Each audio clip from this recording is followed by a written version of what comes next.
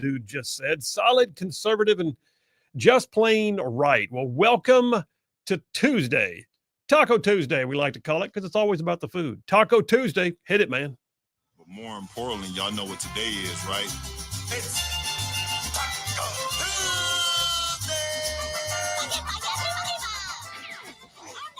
That's right. It is indeed Taco Tuesday. Speedy Gonzalez says so. And pushing buttons on the board. JP, hey, buddy. How are you? Good. How about you today? I'm good. Hoping your microphone doesn't fall apart over there while we're talking. It seems like by the day it gets closer to falling off here. So we'll see if we'll have a mic by the end of the show for me. That's when you know you got a wild and woolly show, when the microphones are like breaking off. Yeah, we've been wearing them out. And we've been wearing them out. And we got a great show lined up for you. It did not get posted earlier today because we couldn't confirm it until a little bit later in the morning, but Congressman Dale Strong is calling in. He'll be on here pretty soon, actually. We're going to have him on at halfway through the hour. So, Congressman Dale Strong calling in from committee hearings up in D.C. is going to give us his view on where things are going with the Trump bombings of Iran, and also some comments that were made by Attorney General Pam Bondi in a hearing that he was in yesterday about Redstone Arsenal. We'll talk to Congressman Dale Strong about all that and more coming up here in about 20 minutes. So stay tuned for that. And then there's a triple dipper just filled up with stuff. So hit it, man. The Triple Dipper. 3 stories you've got to know. That's right, the Triple Dipper. 3 stories, 3 themes, if you will, that you got to know as we run today's show. So first out the gate, I'm calling it shoot, no shoot. Listen, I don't know if you've ever been through shoot, no shoot drills. That's when you actually have a reason to assess the target before you pull the trigger, and you got to make a snap decision on what you're going to do. Are you going to shoot or not shoot? Well, shoot, no shoot drills are pretty important, especially for police officers and military, especially for those who clear rooms and buildings. But right now, I'm just using that in the big picture because we look at the Middle East, and the whole Middle East right now is in a shoot, no shoot posture. What are we doing? What are we doing today? What are we doing this 5 minutes? I don't know. Shoot, no shoot. That's number 1 on the Triple Dipper. Number 2, okay, I know that the biggest story of the decade is the Iran bombing. But I also know there's other things happening right now, some of which deserves attention. So I got a bunch of what I would call good news stories, things that are happening, things you're going to want to know about. I'm just calling it so much winning. Man, there's just so much winning going on. Like, did you hear about the issue with child trafficking that was busted in Florida? That should be top of the line news, but it's getting drowned by other stuff. Anyway, so much winning. That's number 2 on the Triple Dipper. And then number 3, you know the deal. Every once in a while, got to look around, find the things, see the wokeness. All the wokeness is gathering up more wokeness. Pretty soon I got a basket full of wokeness. And then, before I know it, I've got a buffet, a plethora, a veritable cornucopia, if you will, of wokeness. And that means it's going to be time for another round of adventures in woke world. All right, so that's the Triple Dipper for the day. Let me move on into the Rightside Way opening monologue. I'll remind you guys that attorney Stan McDonald, partner at the law firm of Wilmer and Lee, a 30-year veteran in the practice of law. Stan McDonald is indeed your daily sponsor of the Rightside Way monologue, and I'll tell you more about Stan here in just a minute. All right, let me just say, I read a story not long ago that I had not heard until then. So obviously the greatest athlete of the first half of the 20th century was a man named Jim Thorpe. You probably all heard of him, but have you heard his whole story? I mean, there seems to be nothing that Jim Thorpe couldn't do. In the early 1900s, Jim Thorpe became a legend. He was a 2-time All-American college football player. He went on to play in the early days of the NFL. He played for a short time as a professional basketball player, believe it or not. He also spent 7 seasons in the Major League Baseball arena with New York Giants. He set records at everything he tried. He was on 3 national championship football teams. He was inducted into the Pro Football Hall of Fame. He's the first man to ever rush for 2,000 yards in a season. It's said that he also, by the way, excelled at hockey, lacrosse, tennis, boxing, and even ballroom dancing. But it was his appearance at the 1912 Olympic Games that launched him into the hearts and minds of Americans. Now, Jim Thorpe was orphaned as a young boy. Both of his parents and his twin brother all passed away, and Thorpe became a ward of the state. And he wound up at Carlisle School in Oklahoma, where he saw some older boys practicing a high jump.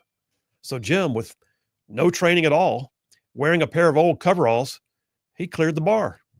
And the next day, the Carlisle coach, who, by the way, was none other than Pop Warner, the Carlisle coach found him and asked to talk with him.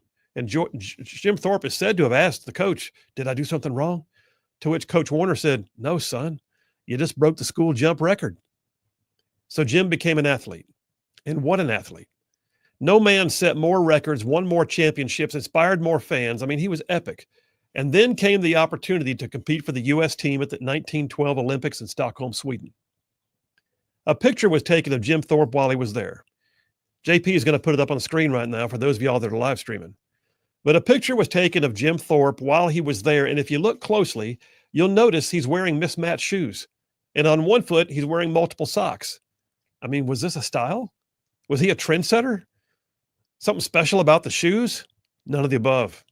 You see, just before some of the events that Thorpe was slated to compete in, somebody stole his shoes. It turned into a mad scramble while he and his coach tried to figure out what to do. The result was 2 mismatched shoes that somebody had thrown away in the trash. One of them was too small, but he squeezed his foot into it. The other one was too big, so he had to wear multiple socks on that foot to make it work. Who does that? Who works so hard to gain an edge that sabotaging their opposition seems like the right way to win, right? Well, it didn't work out for the bad guys, just so you know. Smithsonian Magazine had a great description of what happened next, and I'm going to read it to you directly. It said, Jim Thorpe began the Olympics by crushing the field in the pentathlon, which consists of 5 events in a single day. He placed first in 4 of them, dusting his competition in the 1,500-meter run by almost 5 seconds.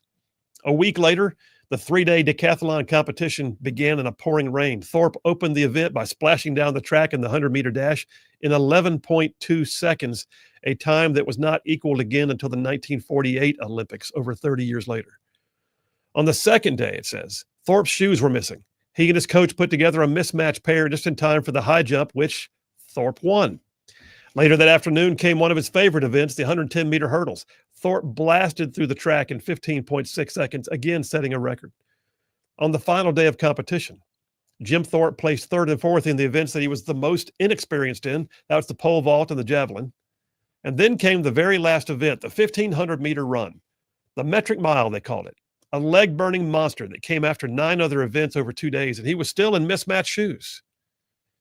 Okay, here's the thing, me talking again. Here's the thing, Jim Thorpe was a juggernaut.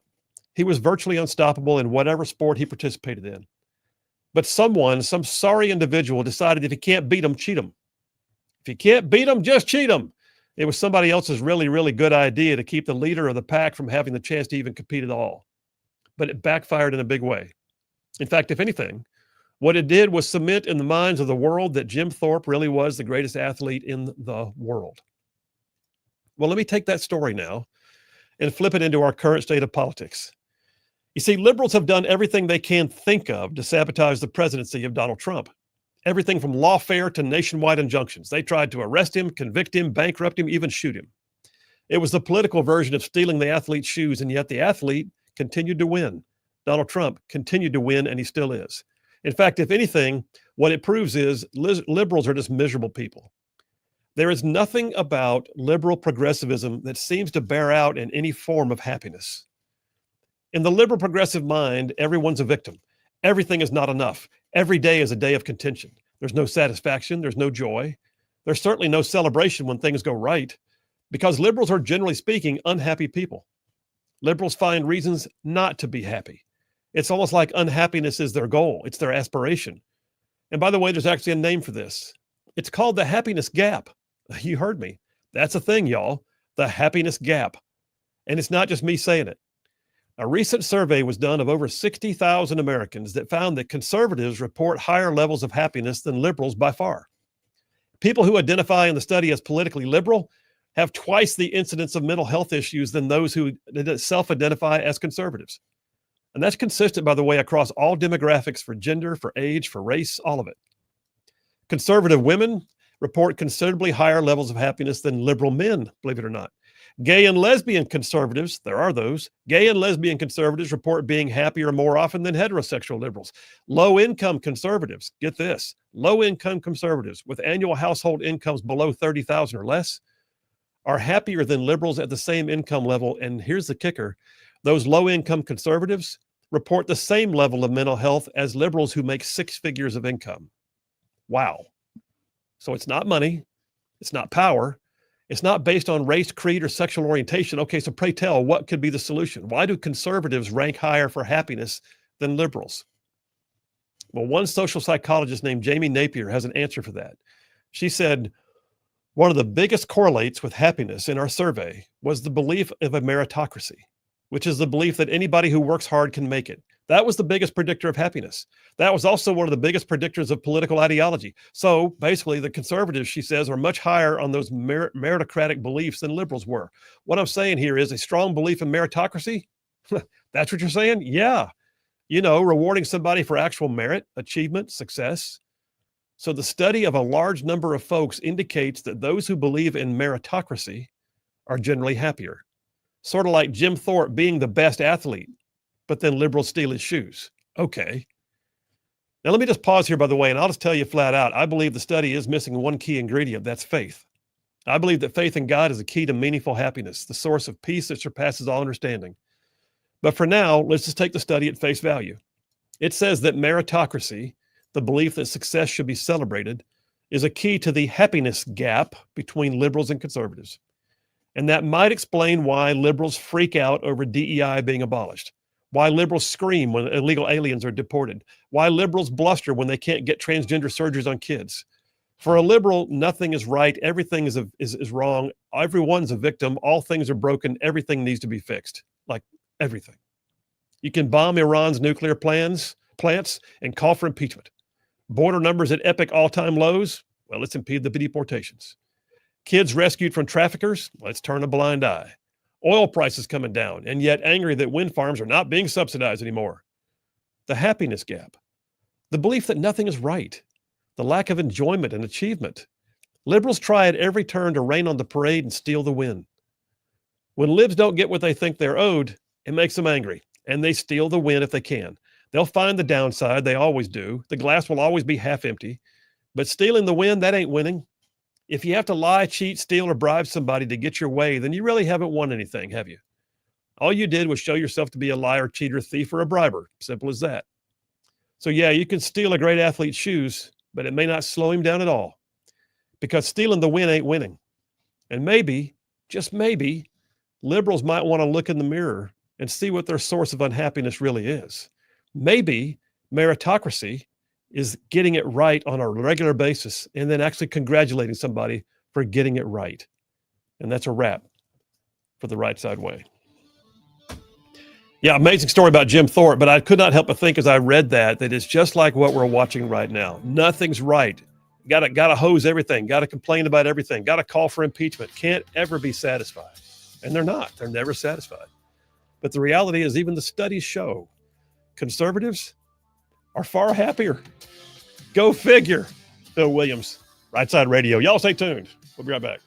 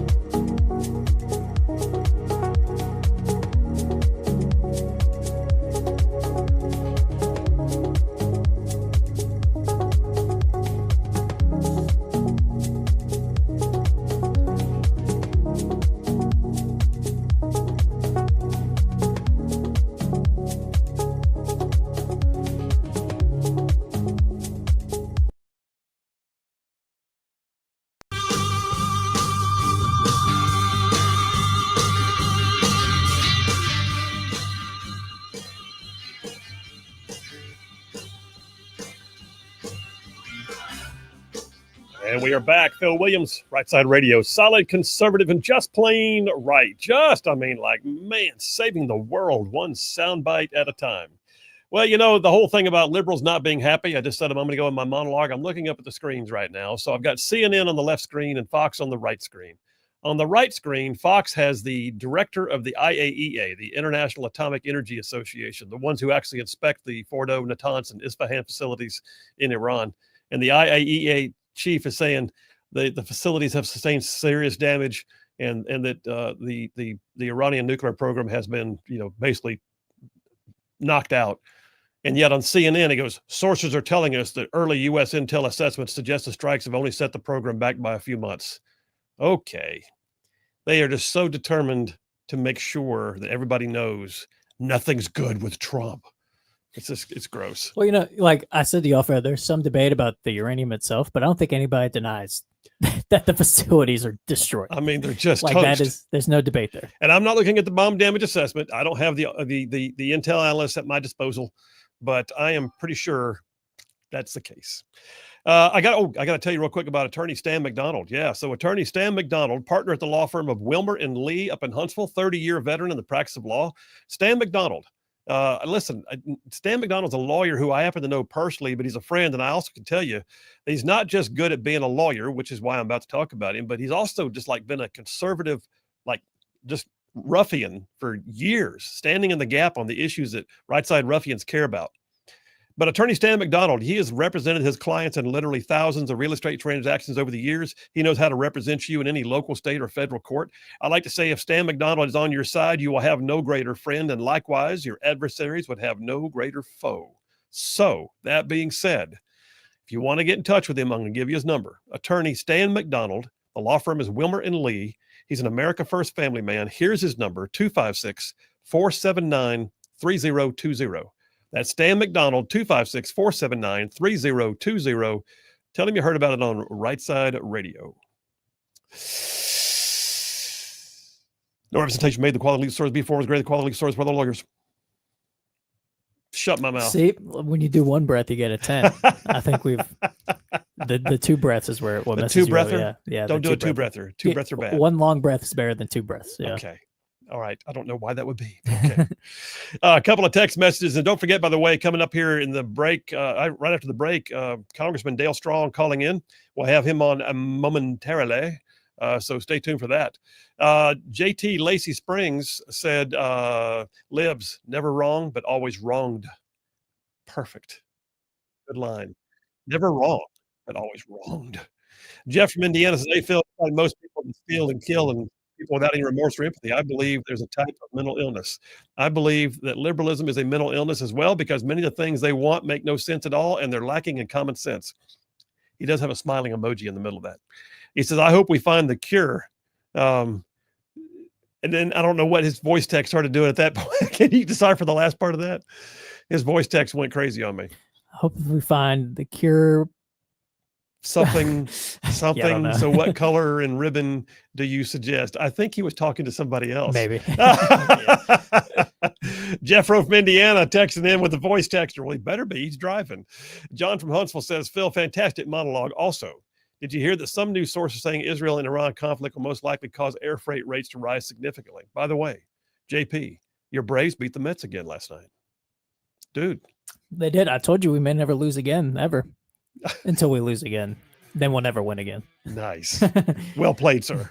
All right. We're taking a break. We'll come right back. Congressman Dale Strong, Phil Williams, Rightside Radio. Y'all stay tuned. We will be right back.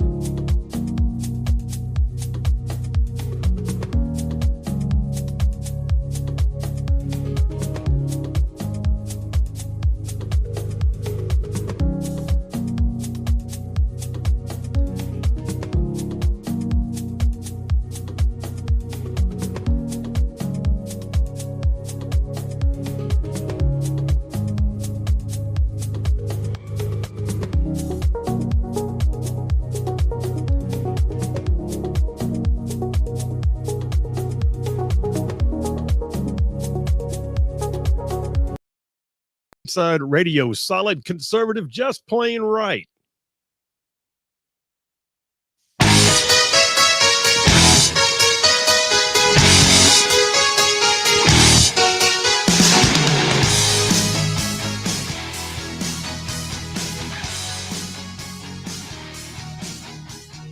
And we are back. Phil Williams, Rightside Radio, solid conservative, just plain right. Man, covering down on some major ground across the southeast U.S. of A. Y'all, I'm talking about this show, this show. It goes from like Huntsville back over to Chattanooga. I'm talking about from Tuscaloosa back over to Gadsden. All the way down to that loveliest little village on the plains we call Auburn, straight across the line to what we call, once again, Fort Benning. And then big old patches of North Georgia and Mississippi thrown in just for good measure. And that's just the radio. Then there's all of y'all in the whole wide world going to the World Wide Web and tracking us on live stream on YouTube, our website, on Rumble, on X, on Facebook, and then the podcasters, all of y'all that catch it afterwards. We appreciate every single one of you. This audience is the reason why we do what we do. So thank you. All right, listen, I'm going to the phones right now. Congressman Dale Strong. He represents North Alabama as part of Alabama's Republican caucus at the U.S. delegation in D.C. Congressman Strong represents a big chunk of the state in Alabama's 5th Congressional District. Prior to that, he, of course, had been a leader in the Madison County area, serving on the county commission, and he's on the phone right now. Congressman, how are you? Well, a lot going on in D.C. The big thing, I'm in appropriations hearing, and like you say, it's a divide right down the center of that aisle. There's no doubt about it. Well, there is, and it's a target-rich environment for things to do, I guess, right now. But let me ask you, Congressman, I want to jump straight on in. I think one of the news stories of the decade is going to be this past weekend's bombing by the U.S. of Iran's nuclear sites. Give us your unvarnished thoughts on that, and tell us, in fact, what you see coming next, if anything. Well, you look at the intel and what the president was able to do. It just shows that the U.S. warfighter is prepared. We hear all of this about all these other countries, but let me tell you something.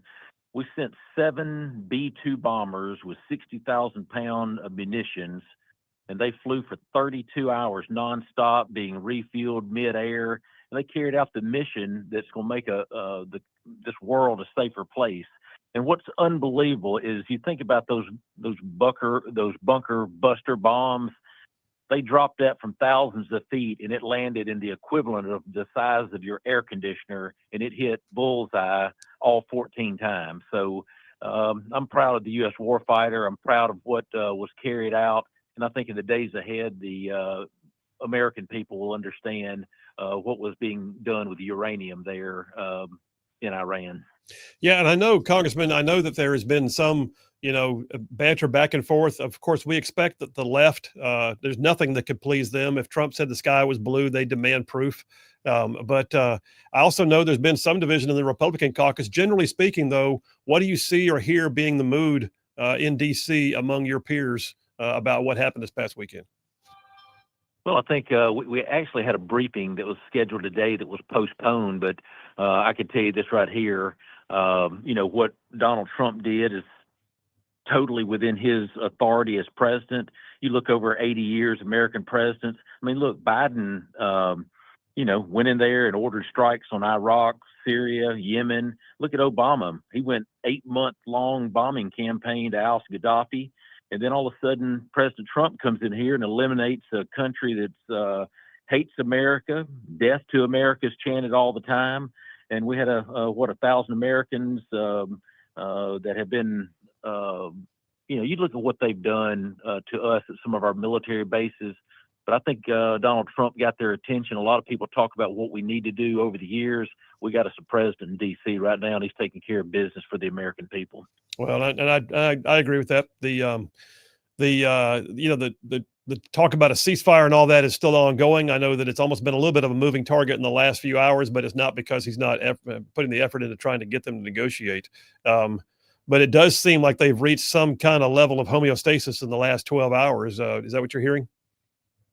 Yeah, I think that hopefully it's trying to calm down. I know this morning, every 5 minutes, it seemed like it was changing. But just put this in perspective. We had we voted about 30 minutes ago on the floor, and Congressman Al Green had an impeachment article that was there that we had to vote. And of course, what we did is we did a motion to table. But you think about it, there were 69 that voted, which was equivalent to wanting to impeach the president. And that's the environment that we're in right now. You think about what's going on here. It doesn't matter if it's the U.S. warfighter protecting America, if we're getting hostages out or whatever.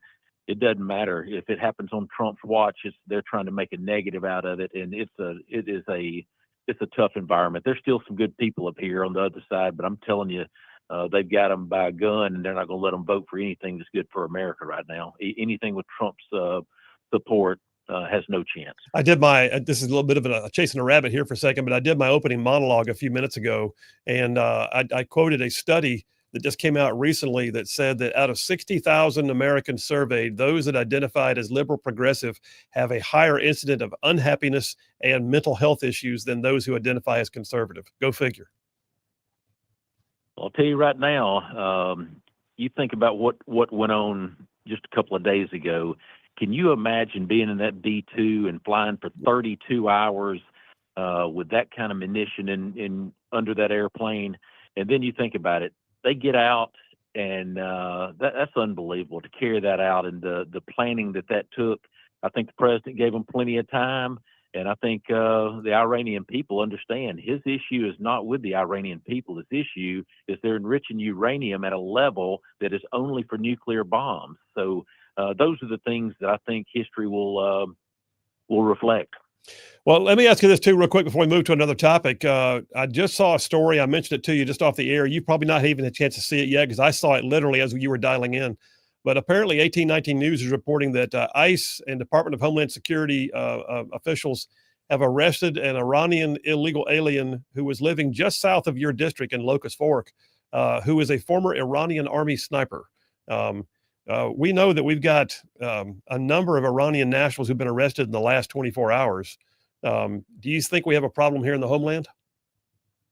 I'll promise you we got a problem in the homeland. Anytime you let 15 million come across the border and you have no clue who they are, most of them haven't been vetted, and they just turned them loose. And so now this is the repercussions of the Biden administration. This is exactly what they wanted. Total chaos was their objective, and thank goodness Donald Trump was elected. But you start thinking about it. That's Blount County, Alabama, where we've got someone there that was an Iranian sniper. So we've got to sit here and thank goodness we've got ICE. Thank goodness what they're doing for this country. But I'll promise you, if you took it in here for a vote right now, I would say that the majority of the Democrats would say turn him loose. He's not a threat to America. Yeah. But I'm thankful for ICE. Well, yeah, I agree with that. Let me ask you this. You were in a hearing yesterday. Attorney General Pam Bondi was providing testimony before your panel. And there were comments made about Redstone Arsenal. You got what Kash Patel calls one of the crown jewels in your district, Redstone Arsenal. What was it that Pam Bondi had to say? And do you see her coming down here for a visit sometime? Oh, I was excited. It's one of the things. She knows what we do for national security. She talked about the DOJ presence. She talked about the Federal Bureau of Investigation's presence there. hazardous device school. She went down the whole list: terrorist explosive device analytics center, ballistic research facility, ATF, bomb data center, and then the National Integration Ballistics Information Network. I'll promise you, the FBI and the Department of Justice knows what North Alabama does for national security.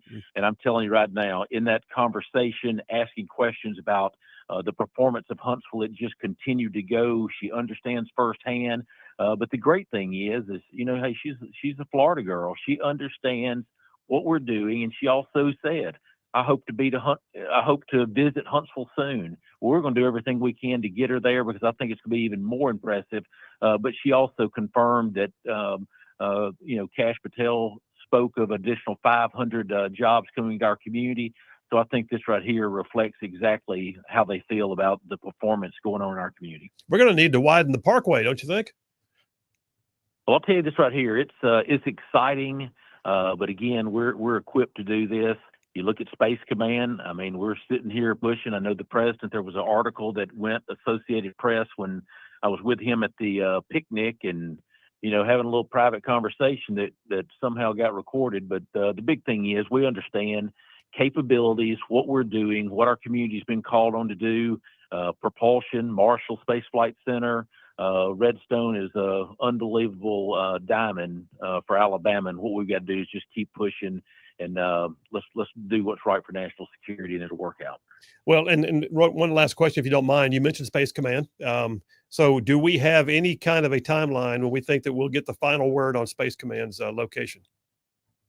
Well, I can tell you the entire Alabama delegation has been fighting for this. I did go to Alabama with the president on Air Force One for the graduation speech.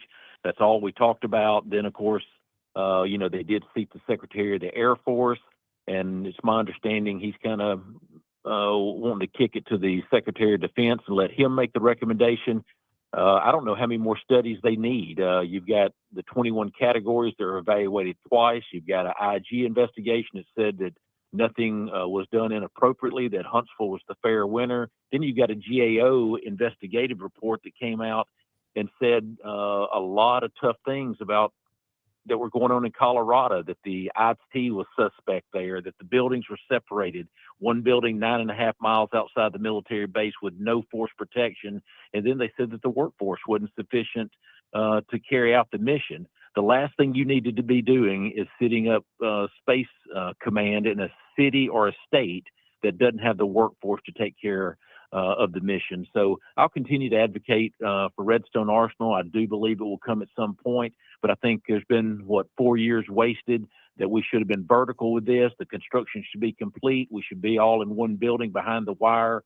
And again, we continue to advocate for what's right for national security, not what's right for the next election. Well, perfect. Yeah. And I look forward to hearing the announcement. And I guess, too, I did notice, speaking of Colorado, though, that you did maybe help form or you're part of the Golden Dome caucus, which includes some of those same peers of yours in Congress from Colorado. They got some great expertise there, but it's like you say, I think this Golden Dome is going to be something that will be different parts in different places, but it's not something new to us. We know how to make a bullet hit a bullet, and that's exactly what they want. And if they want performance, I think that Huntsville ought to be in every conversation related to it, whether it's with the Missile Defense Agency or wherever it goes. But I'm telling you right now, we're perfectly positioned for that also. And so we'll see where it goes, but it's a mission that we can accomplish, and we've got the right people to take care of it. In North Alabama, our labor force comes from 17 counties in North Alabama and Southern Tennessee, and we're the lead employer for 3 counties in Tennessee. So I think working together, it doesn't help us on votes. It doesn't work against us on votes, because Tennessee understands also how valuable our market is, and many of their people are a part of it. Well, Congressman, I got to leave it there. I appreciate you making time in the middle of a busy day. But Congressman Dale Strong from the 5th District of Alabama, thanks for your time, and we'll talk again soon, all right? See you soon, Phil. Thank you. Thank you.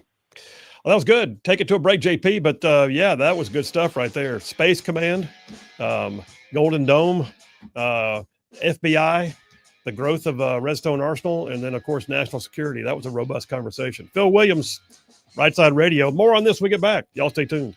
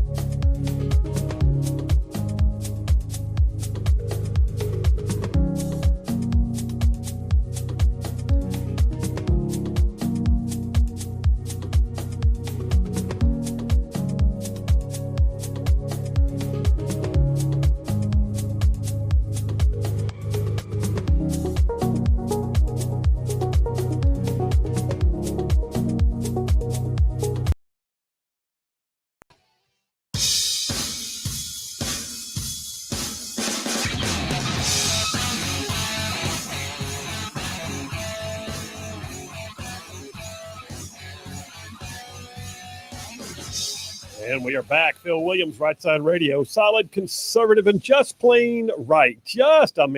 Man, bulletproof influence. That's what I'm saying. Bulletproof influence. Coming right back. What did you say you just saw on a headline? Where was this? Where'd you see this? I see Dale Jackson actually tweeted this 30 minutes ago. You were talking about the Iranian national who was a sniper for the Iranian army that just got arrested in Locust Fork. Well, WHNT News 19, their headline of the story says, ICE detains Iranian national in Bibb County 2 months before wife gives birth, and then puts a picture of him and his wife on their wedding day kissing, as totally omitting the fact he is a Iranian sniper. Just a dad from Maryland. Yeah, the poor Bibb County man who is about to have a baby. Okay, that's so pitiful. So let me get this straight. That's all WHNT can do. Come in.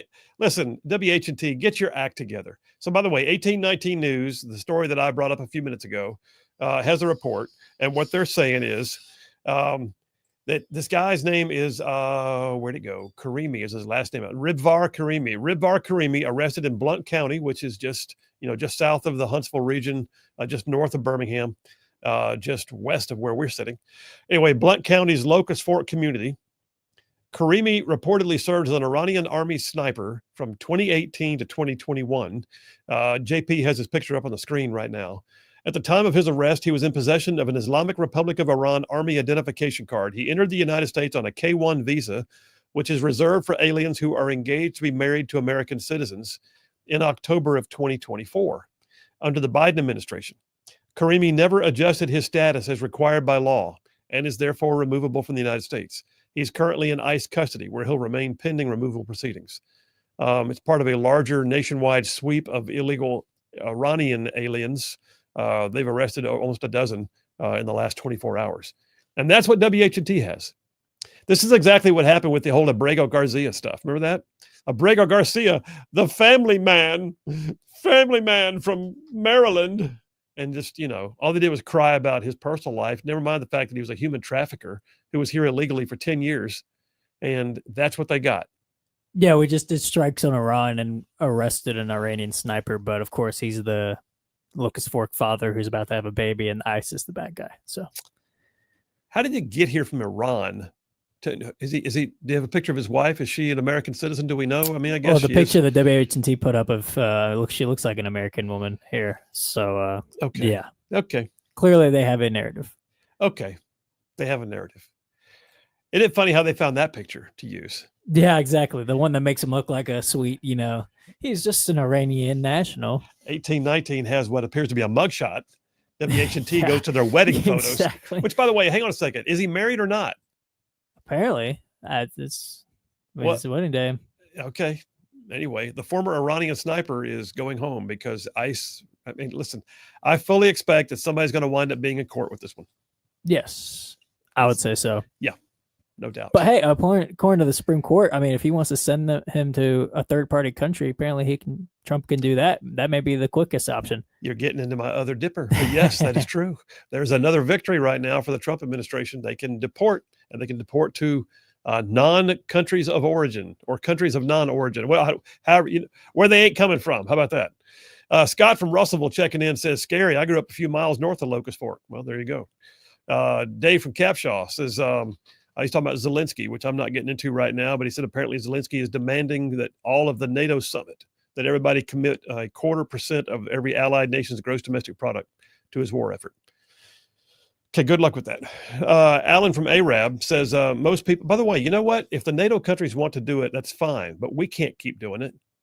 I don't mind if we are part of a NATO package, but let's make sure we figure that out. It needs to have milestones and clawback provisions and all of that.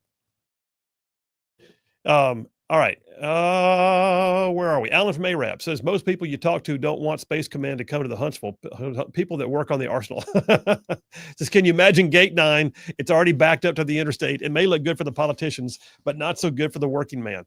I take issue with that, Alan. You're talking about the working man who's inconvenienced by going to the gate. How about this? Get to the gate later. They'll build bigger gates. Get to the gates earlier. Adjust your schedule accordingly. Figure out another gate you might want to go through. Because the restaurants, the stores, the businesses, the doctor's offices, the hospitals, the economic development, the local tax base, the roads and bridges, all of it winds up benefiting from this. It's nothing but good news. So y'all are gonna have to get over it. It's coming.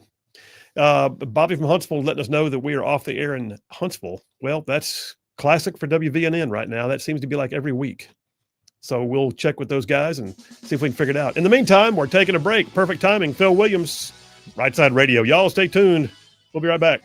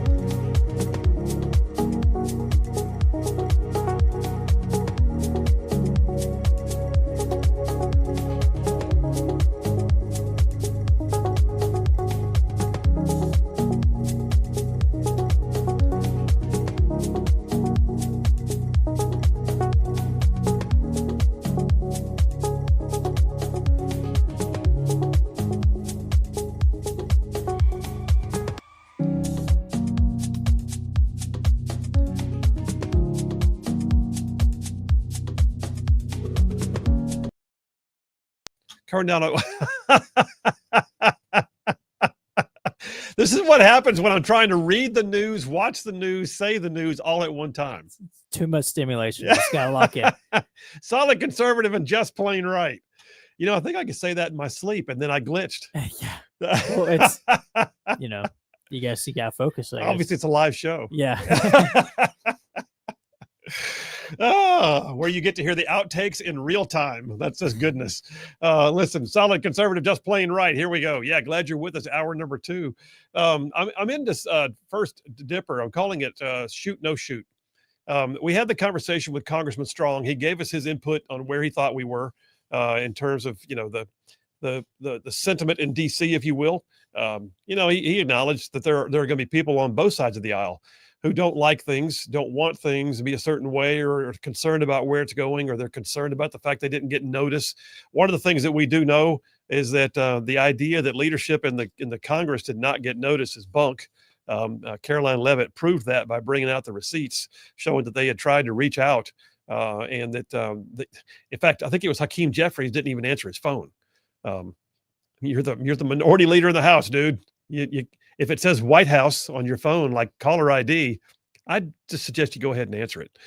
But let's talk about where we are right now. I'm calling this shoot, no shoot. If you're any of you guys who have been in law enforcement, or you've had any opportunity for reflexive fire training and things like that in the military, if you've been trained on room clearance, there's a thing called a shoot, no shoot drill. That's what we call it anyway, but I think it's generally called that. A shoot, no shoot drill is basically where you have a target and you have to decide, is that a danger target? Is that a non-threat? Is that somebody I shoot? Is that somebody I don't shoot? And it can be just as simple as things you've seen before, like, you know, targets pop up, but the target is the image of a little girl as opposed to a terrorist with a gun. And you have to make a quick snap decision, shoot, no shoot. What's your reflex like? What's your timing? What do you do? Well, that's where we are in the Middle East right now. We're in shoot, no shoot category. And then not just Israel, Iran. There's a lot of people, a lot of countries that are all looking at what's happening right now, having their own measured reactions, having their own indications that they might need to shoot at some point. You've got bad actors like Hezbollah that have been actually very quiet. You've got Iran sitting there kind of by themselves as Russia and China, their supposed allies, are just sitting it out. And there's a whole lot going on with the Abraham Accords countries. Where are they in all of this? How do they feel about it? Some of them actually host U.S. military bases. Qatar yesterday just had to watch 14 missiles launched at their territory. Okay, all that to say, shoot, no shoot is a big deal right now in the Middle East. Now, I will say this. Last night, in fact, what I thought I was going to do was get up this morning early. I always prepare the show super early in the morning. Like I usually start somewhere around 5:30. And I thought I was going to be getting the show ready on the ceasefire. I woke up this morning to find out that the ceasefire didn't last very long, but apparently it's back on. So Monday afternoon, President Trump declared that he had reached a ceasefire between Israel and Iran. Story here from townhall.com, Dateline last night. Actually, Dateline this morning. Donald Trump declared a ceasefire between Israel and Iran just 2 days after taking out the Iranian regime's nuclear infrastructure. Shortly afterwards, though, Iran fired a number of ballistic missiles at civilians in Israel. Oh, great. I mean, like less than an hour after it had been announced. Now, Charlene and I were talking about this morning, and I will tell you that I have not seen this analysis yet, but I'll just tell you that I think there's one of several reasons why this happened. Either A, you've got Iran never intending to abide by a ceasefire, or B, Iran is willing to abide by a ceasefire, but it wanted to get the last shot in first. Or C, Iran's communications with its subordinate elements have broken down to the point where they didn't get the word. And that's very likely. That is very likely right now. And I don't mean that like excusing them. I'm just saying we have degraded, or Israel has degraded Iranian military command and control nodes so effectively that they couldn't even get the word out to their subordinate elements, stop shooting. That may be the thing. I don't know. Or this, and this is probably the worst one. Or the command and control elements of the Iranian government are so fractured and in hiding right now that they've actually got rogue elements within their military they can't control. That's a possibility too. In any event, Trump had allegedly negotiated a ceasefire. An hour later, Iran fired a number of ballistic missiles at civilians in Israel, breaking the ceasefire. And, oh, by the way, then trying to say, well, we didn't really agree to it. Okay. Did you not? The Israeli Defense Forces also then, because they had been shot at, resumed their air campaign against military targets. Netanyahu declared the objectives, though, of Operation Rising Lion, which is what they're calling the Israeli offensive against Iran, is Operation Rising Lion. And Rising Lion, he says, which started on June 12th, they're saying it has been completed. They have met all of their objectives. He said that they took out the nuclear issue was taken out by the United States, that they have degraded the ballistic missile capability sufficiently. They believe they've gained complete air superiority, and they have. They believe they've created a severe blow to the Iranian leadership, and they also believe that they have destroyed dozens of the Iranian regime's main targets. All right, that being said, where are we right now? Are they literally in a ceasefire or not?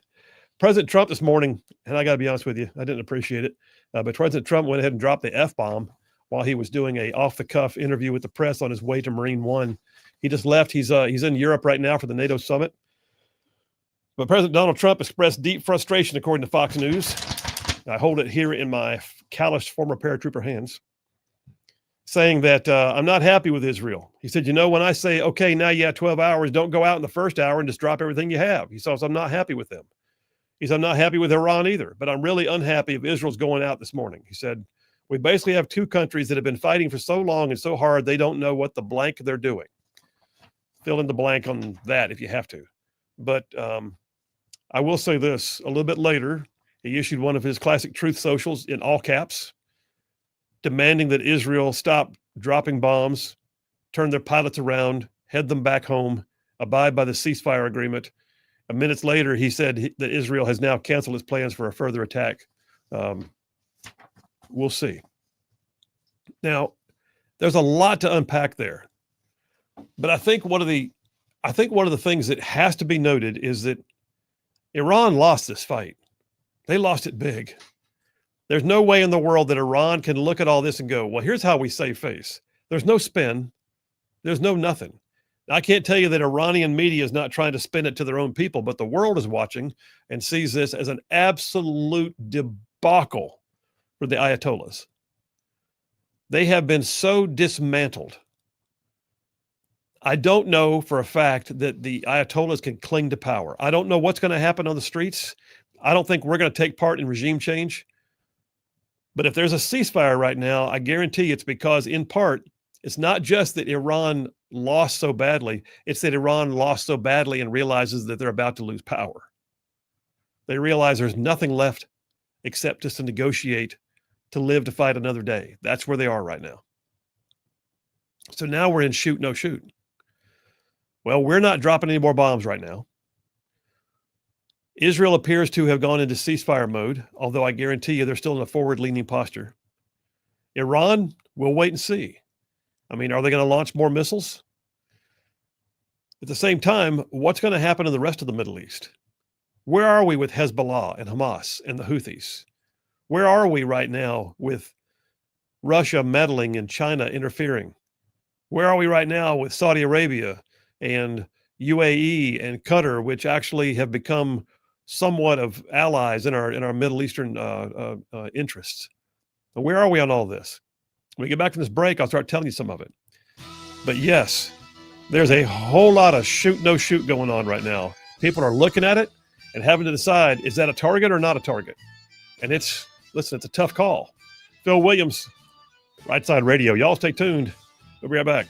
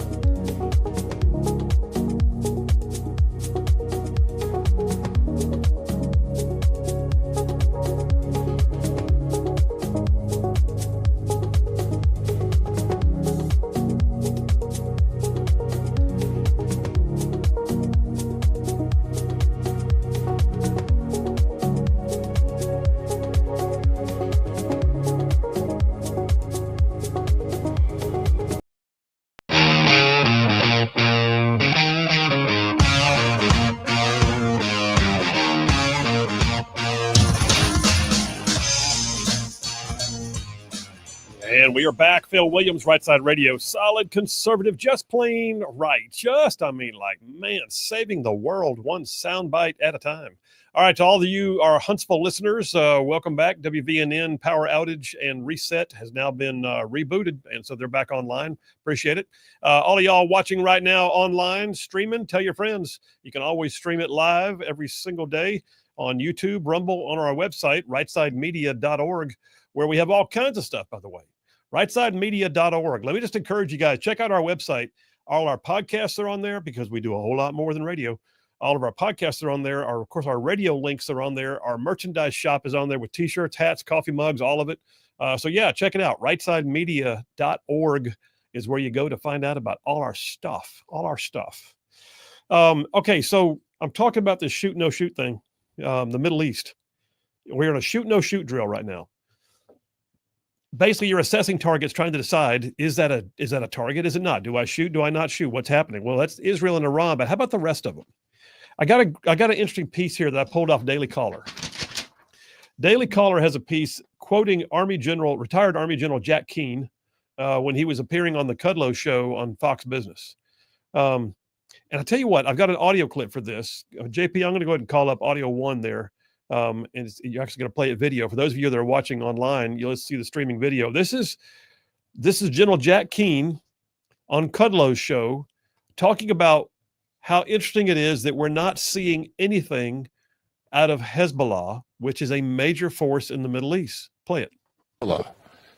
Hezbollah was funded with billions of dollars. They made them into a military organization. They're the most capable terrorist organization that had ever been created, exceeded Al-Qaeda by far. 150,000 rockets and missiles. They were the ground force in Syria, tens of thousands of them, propped up the Assad regime. When they left, Assad regime falls. They have not fired a shot to defend Iran, and that's why they were organized. I asked an Israeli general, what is going on? Do they have any missiles left? He says, General, they've got a few thousand missiles left. And I said, so what is it? He says, there is no will to fight. Right. Because they see the end inside of Iran. What are they going to go out there and die for if Iran's not going to be able to survive this? Didn't hear anything from the Gulf states either, from the Sunni Gulf states either. Opposing. Not much opposing at all. So only the stupid U.S. Strategic change is coming. Okay, that's an interesting discussion. That's extremely interesting. Think about this. He points out Hezbollah was formed for this purpose. So you hear it a lot of times about Iran having its proxies. Well, that's like its gang, right? That's like Iran's Iran's clique. It's all their running buddies. And most of these running buddies of Iran, they were there for a reason. They're the hangers on. They're the entourage. They're the ones who were, in the mix with them, allegedly. In the corner. Well, they're not. So Hamas began to be just completely decimated by the Israel war in the Gaza Strip. Hezbollah decided it was going to get, kind of plucky up there on the northern border. And next thing you know, their beepers are exploding on their hips. And Israel, once again, is moving across the border and launching airstrikes. And basically they have decapitated Hezbollah. Now, Hezbollah is still a fairly capable fighting force. And by the way, keep in mind, Hezbollah and the Houthis, and to some extent Hamas, are what I would call non-state actors. All right? These are entities. They're like Al-Qaeda. They don't necessarily own a flag or a country. They don't have recognition at the UN. They're not going to the NATO summit. They're not ever going to wind up having trade negotiations. They are non-state actors created for the sole purpose of fomenting discontent and terrorism on behalf of their boss who gives them money, Iran. And they ain't doing nothing right now. Like nothing. Hamas can't do anything right now. They've been pretty much emasculated. They've been neutered. The Houthis, they may be rabble, but not quite. They're more than rabble. The Houthis, don't underestimate them, but they're down in Yemen, and that's a little bit further away. But Hezbollah is right there on the border. Hezbollah is almost like a nation within a nation. Within Lebanon, Hezbollah controls whole swaths of territory. They have massive influence. They had at one point, General Keane says, they had over 150,000 missiles at their disposal they could use. And right now they're doing nothing. Why would that be? Well, he points out, we've had a balance of power shift. We have absolutely had a balance of power shift. Hezbollah is sitting back, still trying to figure out how in the world they wore beepers on their hips that Israel was able to blow up, which I still look at and think that's the coolest thing. That's probably it. There's a movie to be made about this. They need to have a movie about beepers. Could they do a whole movie? They probably could. It took forever to get those things in place. It's like the Zero Dark 30 of Hezbollah. This is like, what are we going to do? We're going to spend 5 years putting beepers on their hips and then blow them up. That is amazing. So Hezbollah is still trying to figure out life after that. I mean, they don't sleep well at night because they figure the fact that they even wore the beeper for a while means that they were being tracked. So everything about them is apparently in a record somewhere. And now they're doing nothing for Iran. But I thought Iran was their benefactor. I thought they were part of the entourage. I thought they were like the Ayatollah's buddies. Yeah, but he points out the balance of power shift that we're seeing right now with Iran being so emasculated right now. Hezbollah fighters, General Jack Keane said, see little reason to risk their lives for a regime that they believe is doomed. That's an interesting thing. And he points out they were funded with billions of dollars, and now they're sitting there doing nothing that they were created to do. That's where we are. Last couple things I'll say here about the shoot, no shoot issues going on. Hezbollah doesn't know whether to shoot. They're like, oh, I don't want to get involved in this. They'll lighten up more beepers. We don't know what else they've given us all the time. Maybe the light bulbs in our houses are bad. We have no idea. The Abraham Accords. Major peace and trade negotiations between Israel and others that were, put in place by the first Trump administration. Bahrain, Morocco, Sudan, the UAE. There is potential here for Saudi Arabia. There's a lot of things that are riding right now. The Abraham Accords are a big deal in the future of the Middle East. The peace and prosperity of the Middle East rides in part upon those accords. And the members of the Abraham Accords, the nation's Daily Signal has a piece, Dateline yesterday, talking about how a number of them are expressing their concern that this escalating measure of violence between Israel and Iran needs to come to an end.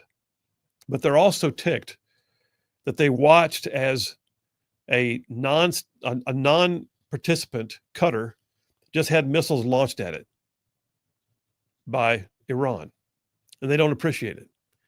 And they want to know that this is going to end sometime soon. That's Peace and Daily Signal. Good story. Lastly, I'll just say this. The left hates where we are right now. They are determined to make sure that there is no way in the world Trump can get an attaboy on this. But depending upon where things go in the next few days, it's interesting. Pakistan has already nominated President Trump for a Nobel Peace Prize. We'll see. We'll see. Phil Williams, Rightside Radio. Y'all stay tuned. We'll be right back.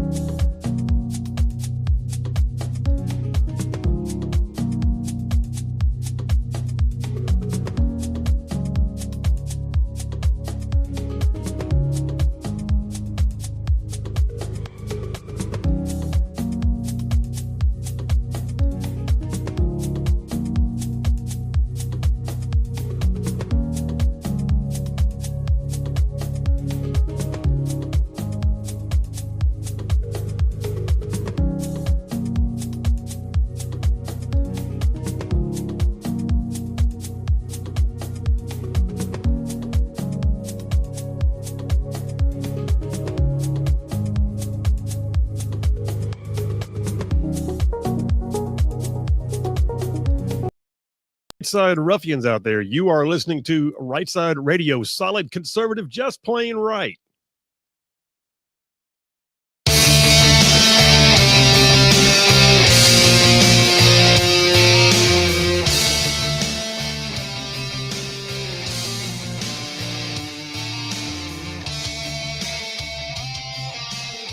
And we are back. Phil Williams, Rightside Radio, solid conservative, just plain right. Just covering down on some major ground across the southeast U.S. of A. Y'all, talk about this show, this show. I mean, it goes like from Huntsville back over to Chattanooga. I'm talking about from Tuscaloosa back over to Gadsden. I mean, all the way down to that lovest little village on the plains we call Auburn, straight across the border from there to what we call Fort Benning again. Fort Benning, and then big old patches of North Georgia and Mississippi all thrown in just for good measure. And that's just the radio audience. And then there's all y'all on the World Wide Web. That's right. Anywhere in the whole wide world, going to the World Wide Web, watching us live streaming on Facebook, YouTube, Rumble, our website, rightside.media.org, and then all of you guys that podcast too. So the bottom line is I do that at least once an hour to be able to say we're all over the place, but we love this audience. We appreciate you. Thank you for what you do. I got a few text messages. I'll get caught up on those. Chef Ben from Aniana. Man, I tell you what, Chef Ben can cook. Chef Ben says, Kenton and I are tuned in. This is where we get the news. Always solid, always right. Keep it up, fellers. Appreciate you, Chef Ben. Thank you much, man. Dana from Athens says, we no longer have a president willing to send pallets of cash to Iran for funding terrorists. This is true. In fact, we never should have had a president willing to send pallets of cash. Presidents, multiple. Presidents, plural. Yeah. Yes, indeed. Bruce from Springville. In my opinion, Hezbollah is acting in conservative mode since Iran is literally broke and can't supply them further. They're living on borrowed time.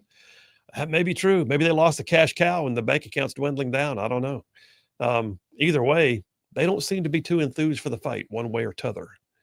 Bobby from Huntsville checking in. This is just letting us know that we're back up in Huntsville. Thank you very much. Appreciate that. Barry from Huntsville. He said, same thing. Appreciate that. All you guys are letting me know. Yeah. And if we're on and off, I know they were trying to reboot their systems in Huntsville. So stand by, it'll come back, but you can always get us on our live streams. So check it out there.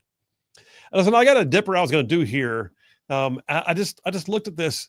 I almost feel like we need a sound effect. Do you remember when, and by the way, it's probably not the best one, but Charlie Sheen, when he was talking about how I'm winning, man, I've got so much winning. Yes.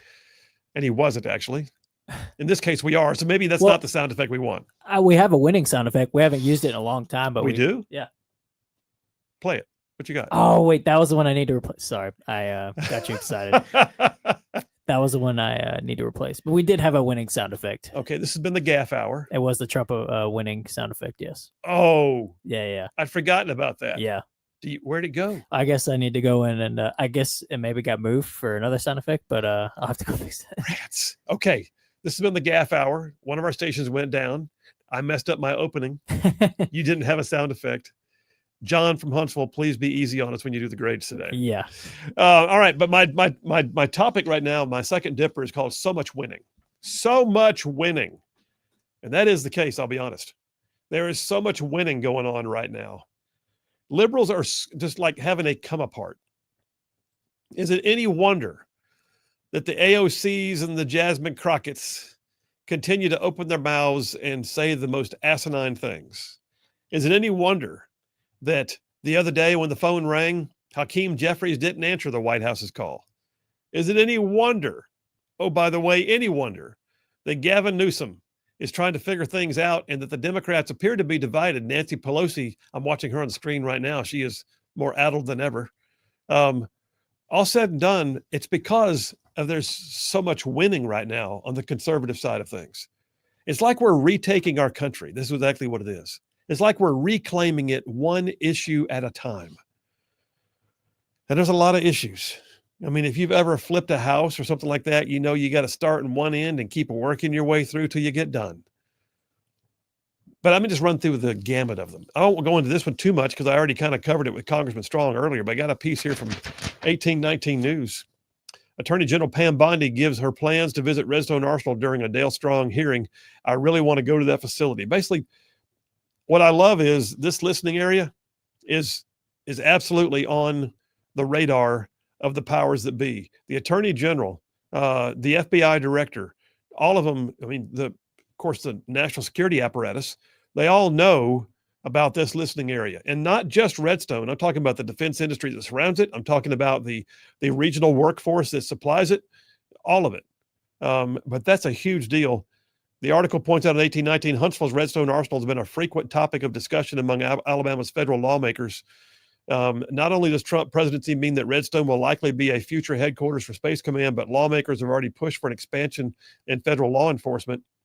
Attorney General Pam Bondi announced that she plans to be down here, and she's especially supportive of FBI Director Patel's efforts to continue the movement of FBI personnel to North Alabama. That's just cool.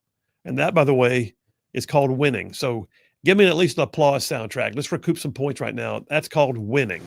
Thank you. Thank you very much. Thank you. But you know what's interesting there, though? I tell you what, JP, you can chime in on this, but I mean, there's so many stories out right now that if it weren't for all the Iran-Israel stuff, these would be top stories by themselves. Yeah. You've seen the list of stuff that we put up today. Yeah, and I think one of the bigger ones that you mentioned it briefly.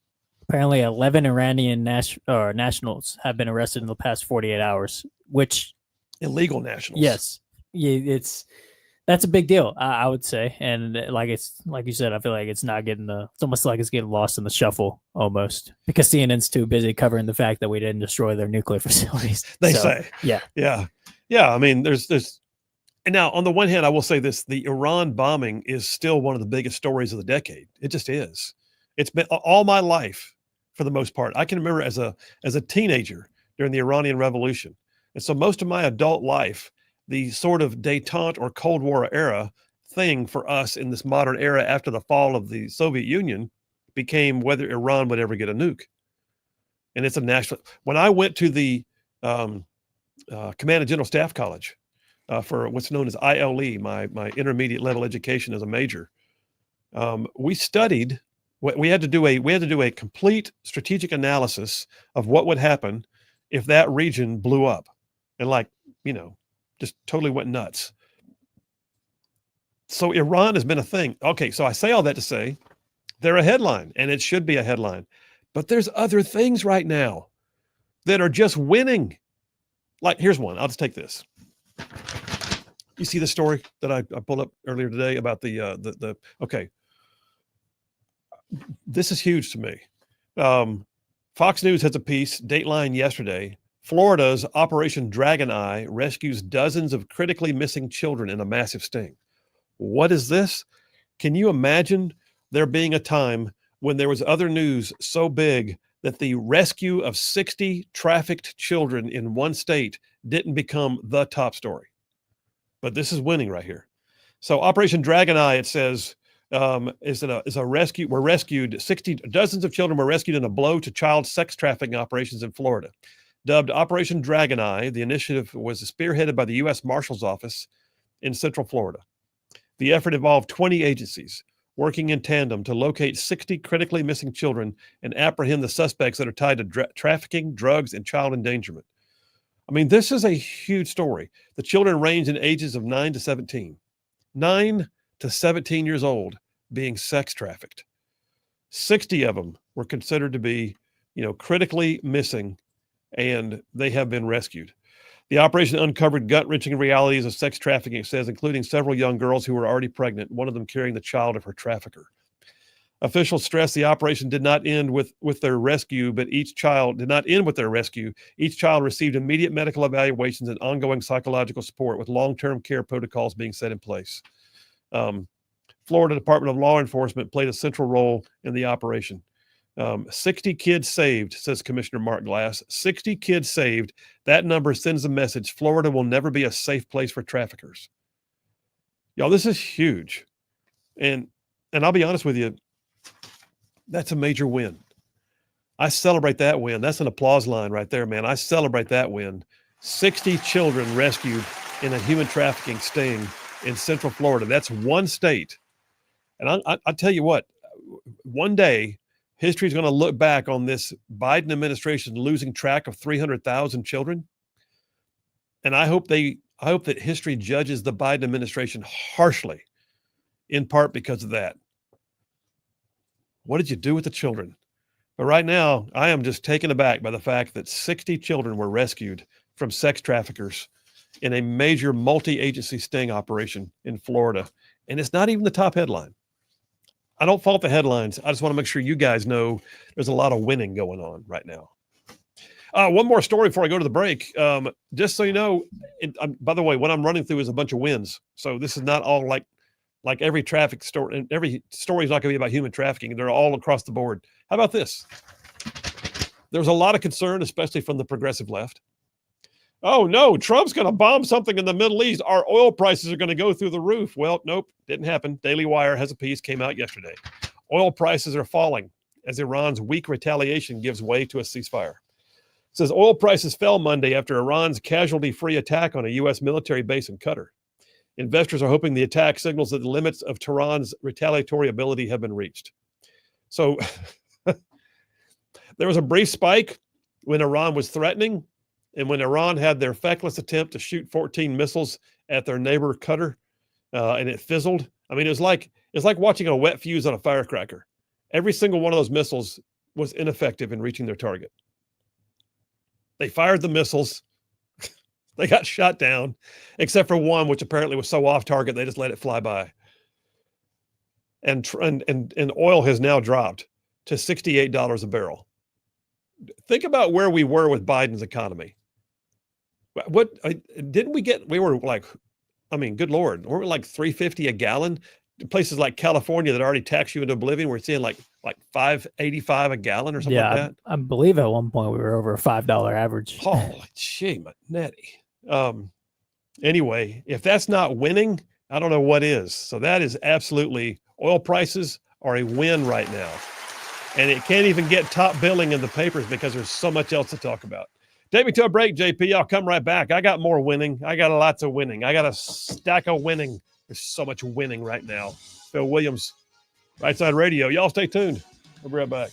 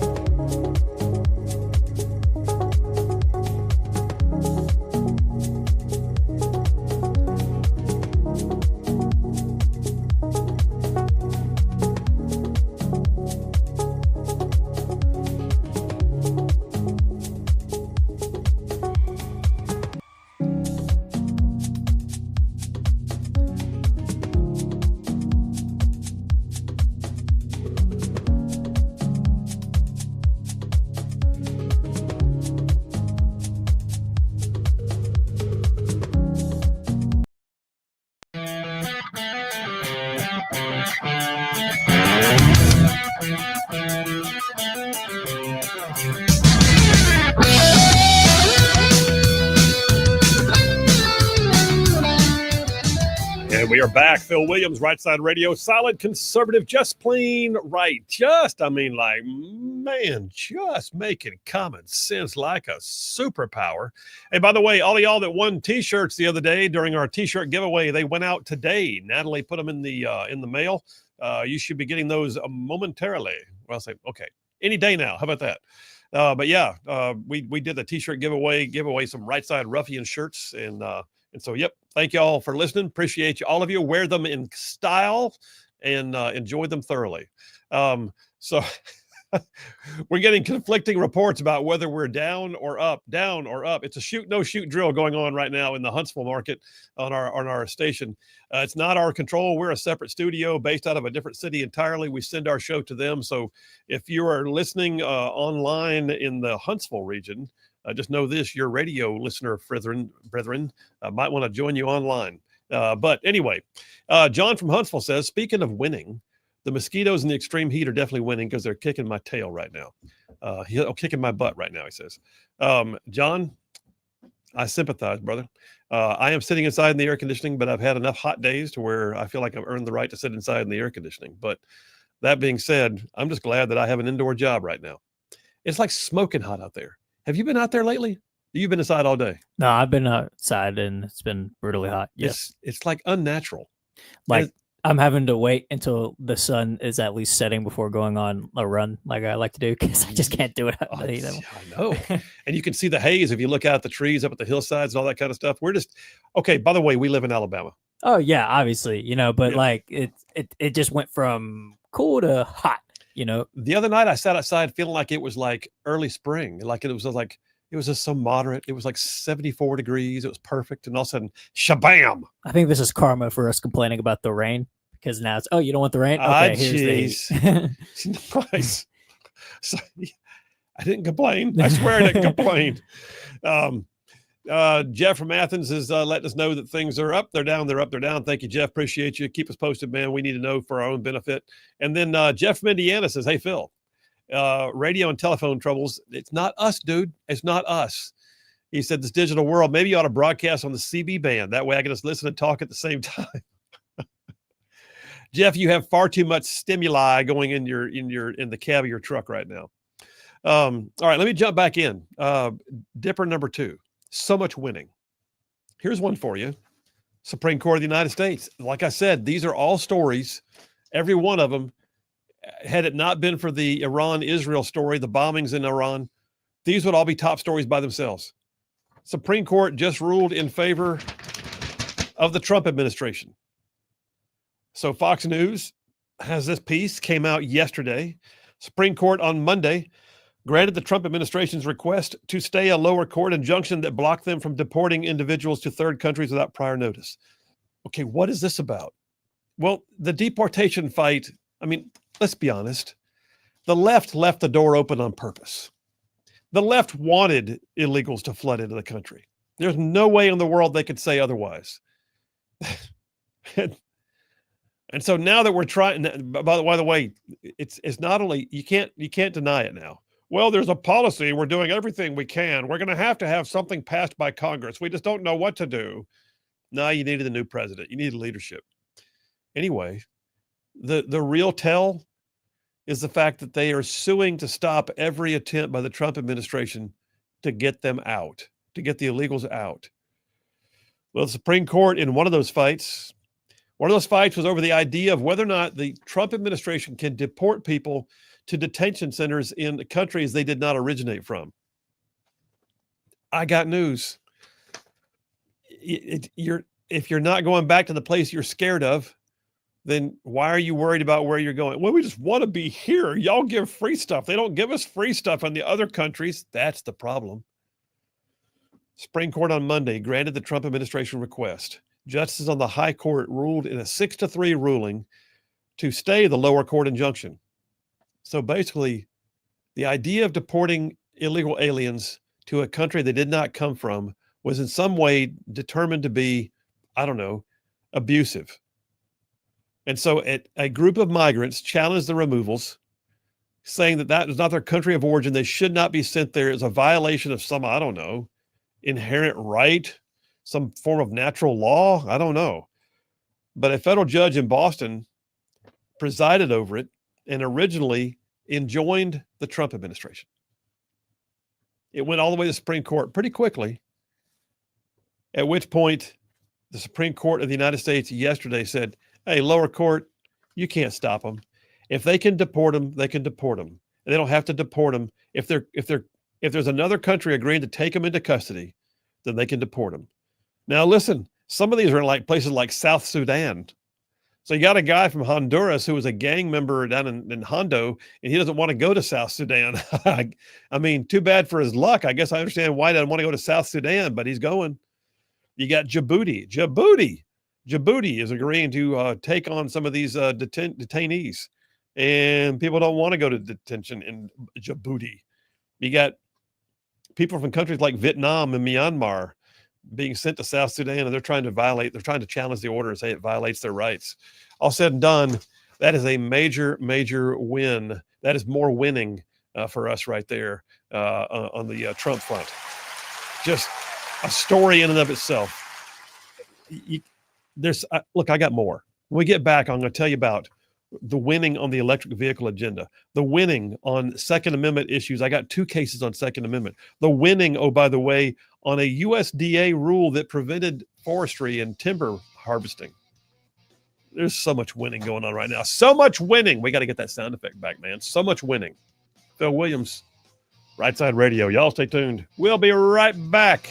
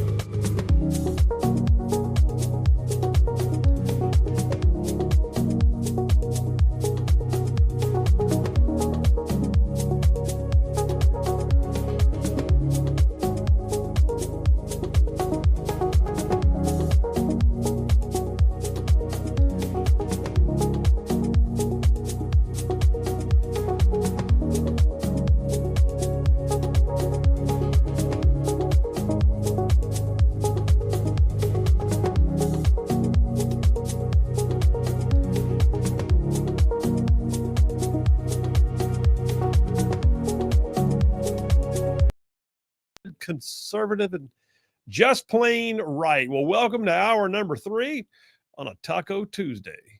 Taco Tuesday, because it's so often about the food. So during the break, you apparently did yeoman's work over there, JP.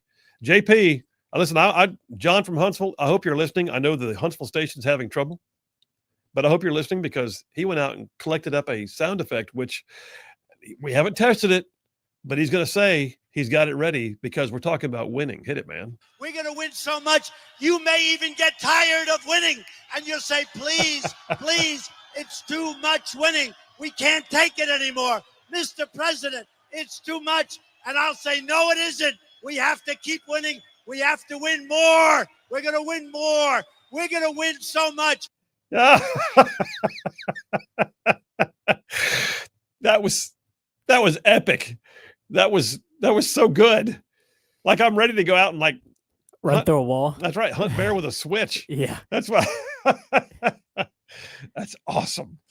I thought it was going to be him saying one word, winning. Oh, no. I didn't know it was like a whole thing. We had that when he won the election, but I guess it got accidentally deleted, but it's back. Well, it is back. Keep it on file. Mark from Red Bay says, he says, reminder, when Trump was campaigning, he said, we're going to win so much that people will be saying, stop winning. We can't take all the winning. Another promise kept. So I'm in this section right now. I'm calling it So Much Winning. There's so much winning going on. Dave from Capshaw loves the sound effect on the great winning sound effect. Here's another one. The electric vehicles. Remember those? They were a thing for a while there. Electric vehicles. Not so much now. They're still out there. I know there's a bunch of y'all that have a Tesla. A few of you that bought a fake Ford Mustang or something like that. There are all these vehicles that have to be plugged in. I get it. And if you want an electric vehicle, you are welcome to it. Just don't turn around and make me have to buy one. Well, part of what was happening to drive the EV market were mandates.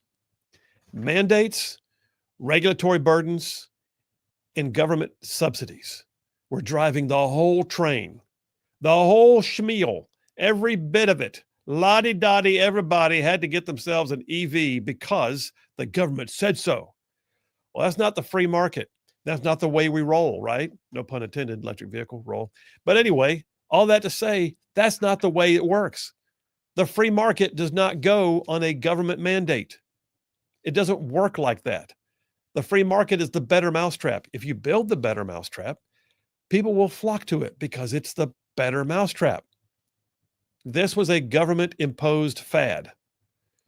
Maybe one day there will be, a movement to all electric or all hydrogen or, all hybrid or who knows. But right now, how about this? Why don't we just go with all of the above? Is that okay? I think that's all right.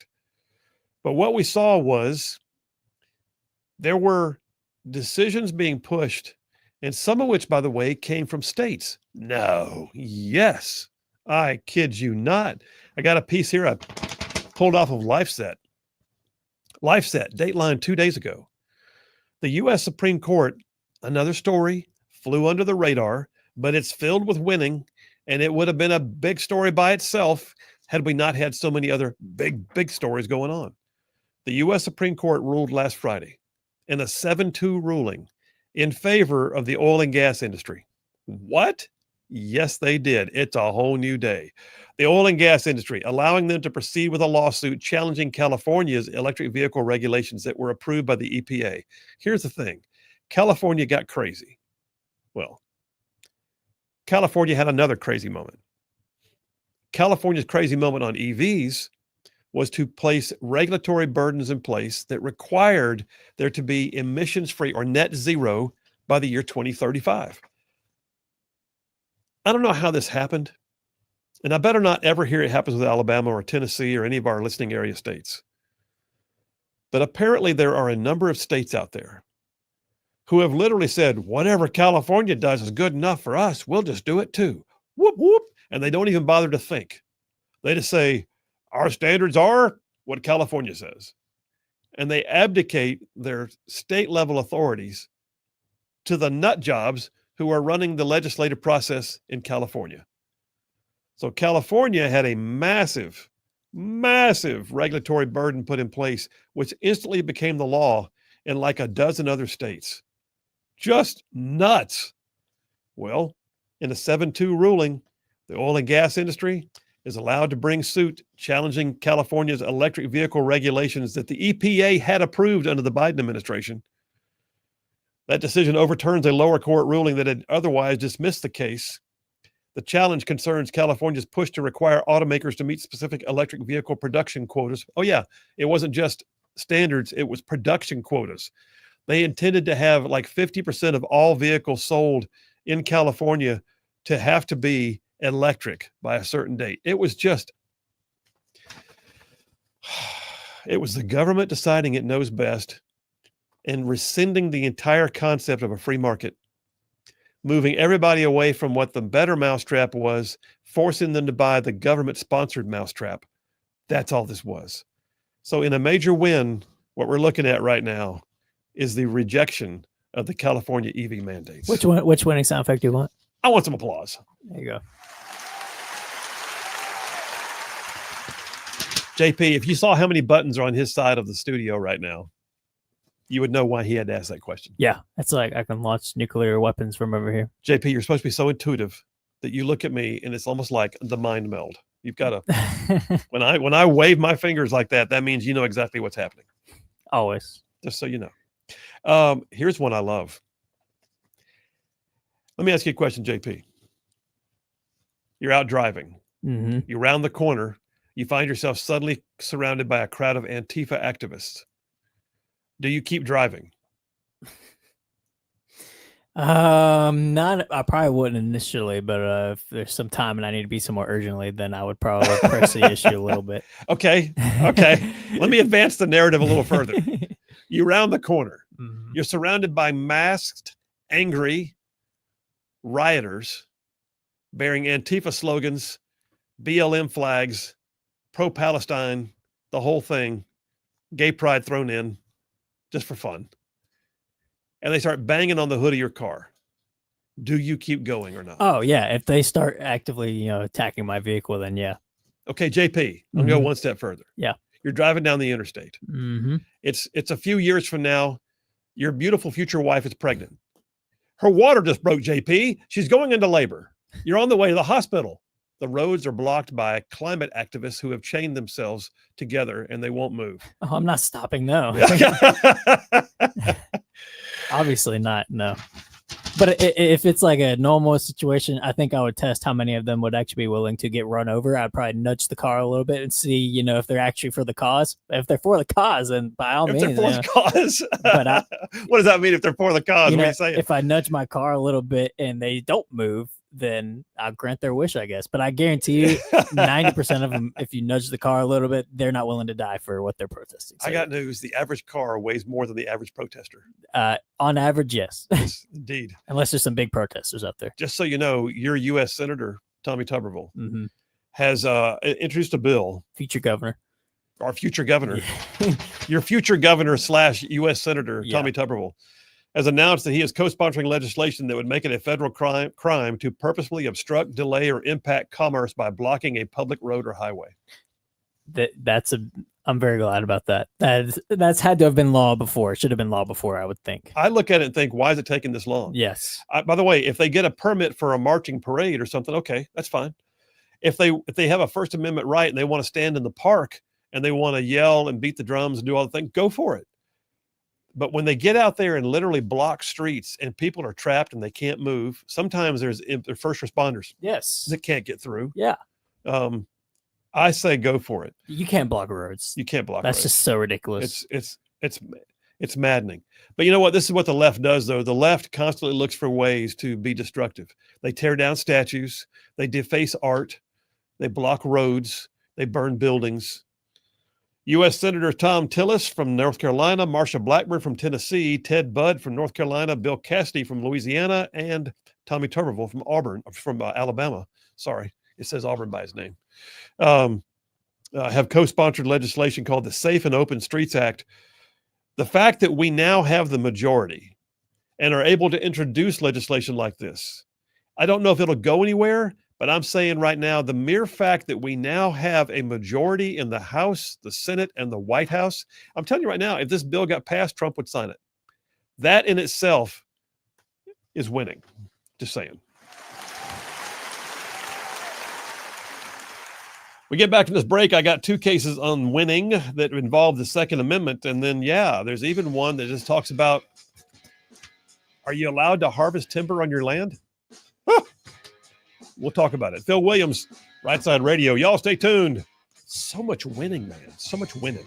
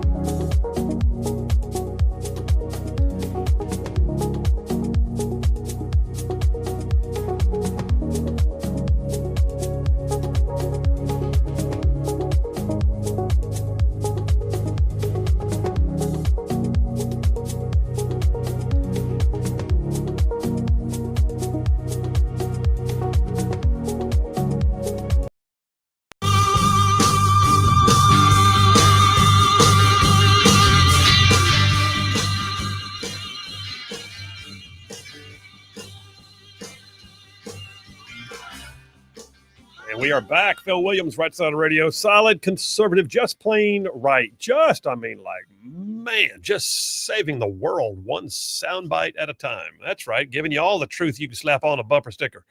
You know what? We're doing this section on winning. In fact, this Dipper number 2 is called So Much Winning. There's so much winning. And I find myself you know what, JP, I got to hear the sound effect again. I'm just giving you all the points, recoupments that I can. Play it. We're going to win so much, you may even get tired of winning. And you'll say, please, please, it's too much winning. We can't take it anymore. Mr. President, it's too much. And I'll say, no, it isn't. We have to keep winning. We have to win more. We're going to win more. We're going to win so much. He was having himself a moment right then, wasn't he? Yeah, that was prime 2016 campaign Trump, yes. That was 2016? Oh, yeah, that was his first campaign. Oh, my gosh. He was already calling himself Mr. President. Yeah. He wasn't saying, please, Mr. Trump. He said, Mr. President. Yeah, he already knew. I got. Here's one for you. I pulled this off the NRA's website. Phil, did you go to the NRA? Of course I did. It's right. I was an NRA-sponsored candidate when I ran for the state senate. Approved. I was affirmed. I had a high voting record for NRA issues. NRA says the U.S. Court of Appeals has now backtracked on an adverse suppressor ruling. So those who don't know, some of y'all might be like, well, I've got shotguns, I've got pistols, I've got, the occasional firearm, like hunting rifles.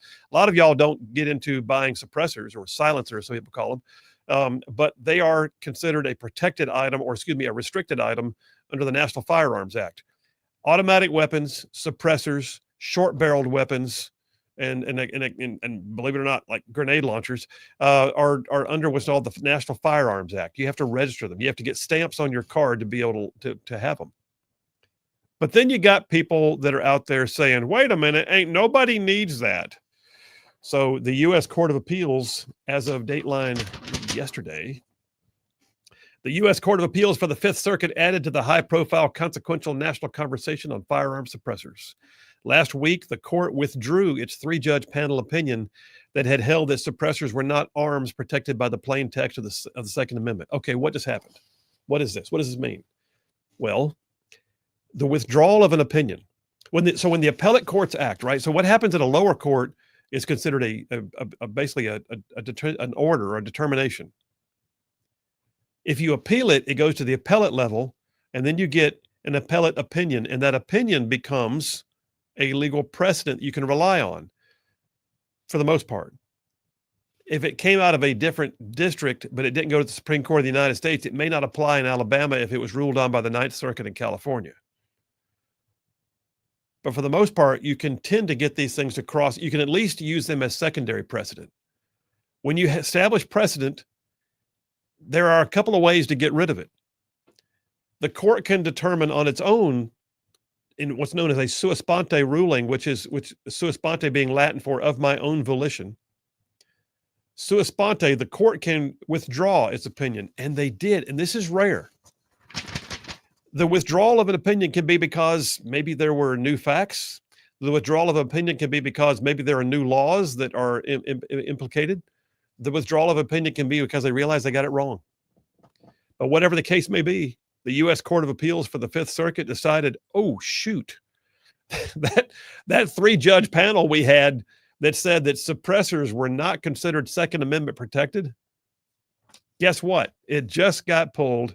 And if you're a suppressor guy or suppressor girl, if you're a silencer bearing individual and you got stamps on your card to prove it, guess what?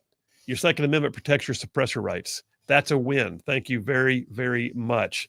While we're at it, let's stay on the Second Amendment. How about this? The Ninth Circuit in California.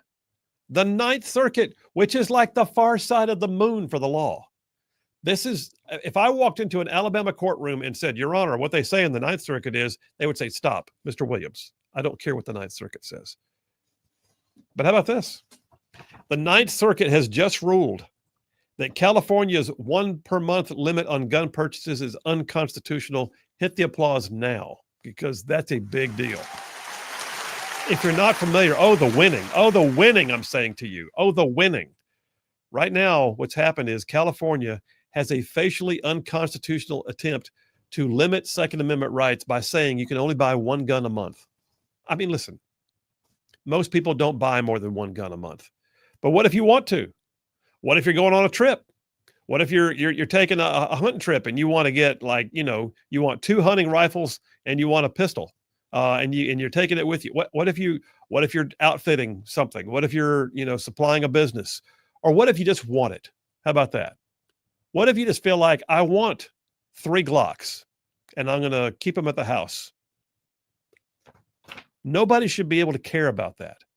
I could buy 3 baseball bats. I could buy 3 refrigerators. Guess what? Baseball bats and refrigerators don't have a Second Amendment that protects them. And yet, nobody cares.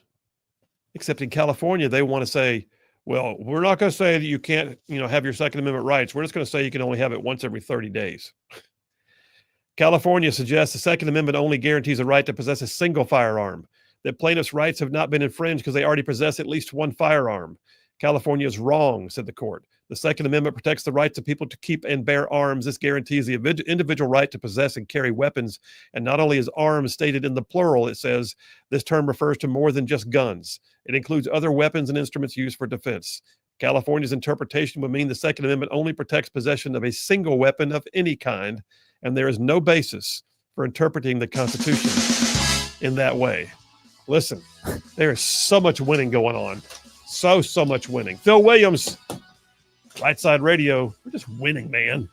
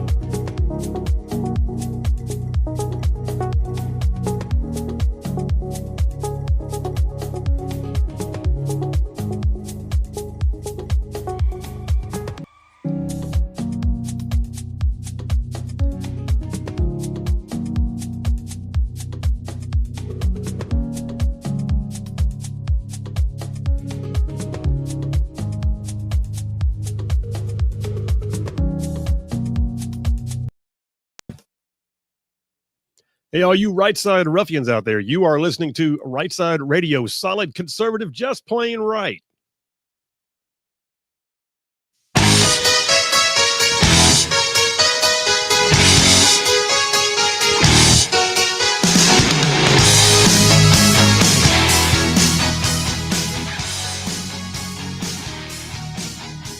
And we are back. Phil Williams, Rightside Radio, solid conservative, just plain right. Just covering down on some major ground across the southeast U.S. of A. Y'all, I'm talking about this show. This one, it goes like from Huntsville back on over to Chattanooga. I'm talking about from Tuscaloosa back on over to Gadsden. All the way down to that loveliest village on the plains we call Auburn, straight across the line from there to what we now call once again Fort Benning. And then big old patches of North Georgia and Mississippi thrown in just for good measure. And that's just the radio audience. Thank you. Thank you very much. And then there's all of y'all right now, somewhere out there in the whole wide world, going to the World Wide Web, watching us live every single day, live streaming on YouTube, on Rumble, on X, on Facebook, on our website, rightsidemedia.org. Thank you very much. And you podcasters too, all y'all listening after the fact. Thank you very much.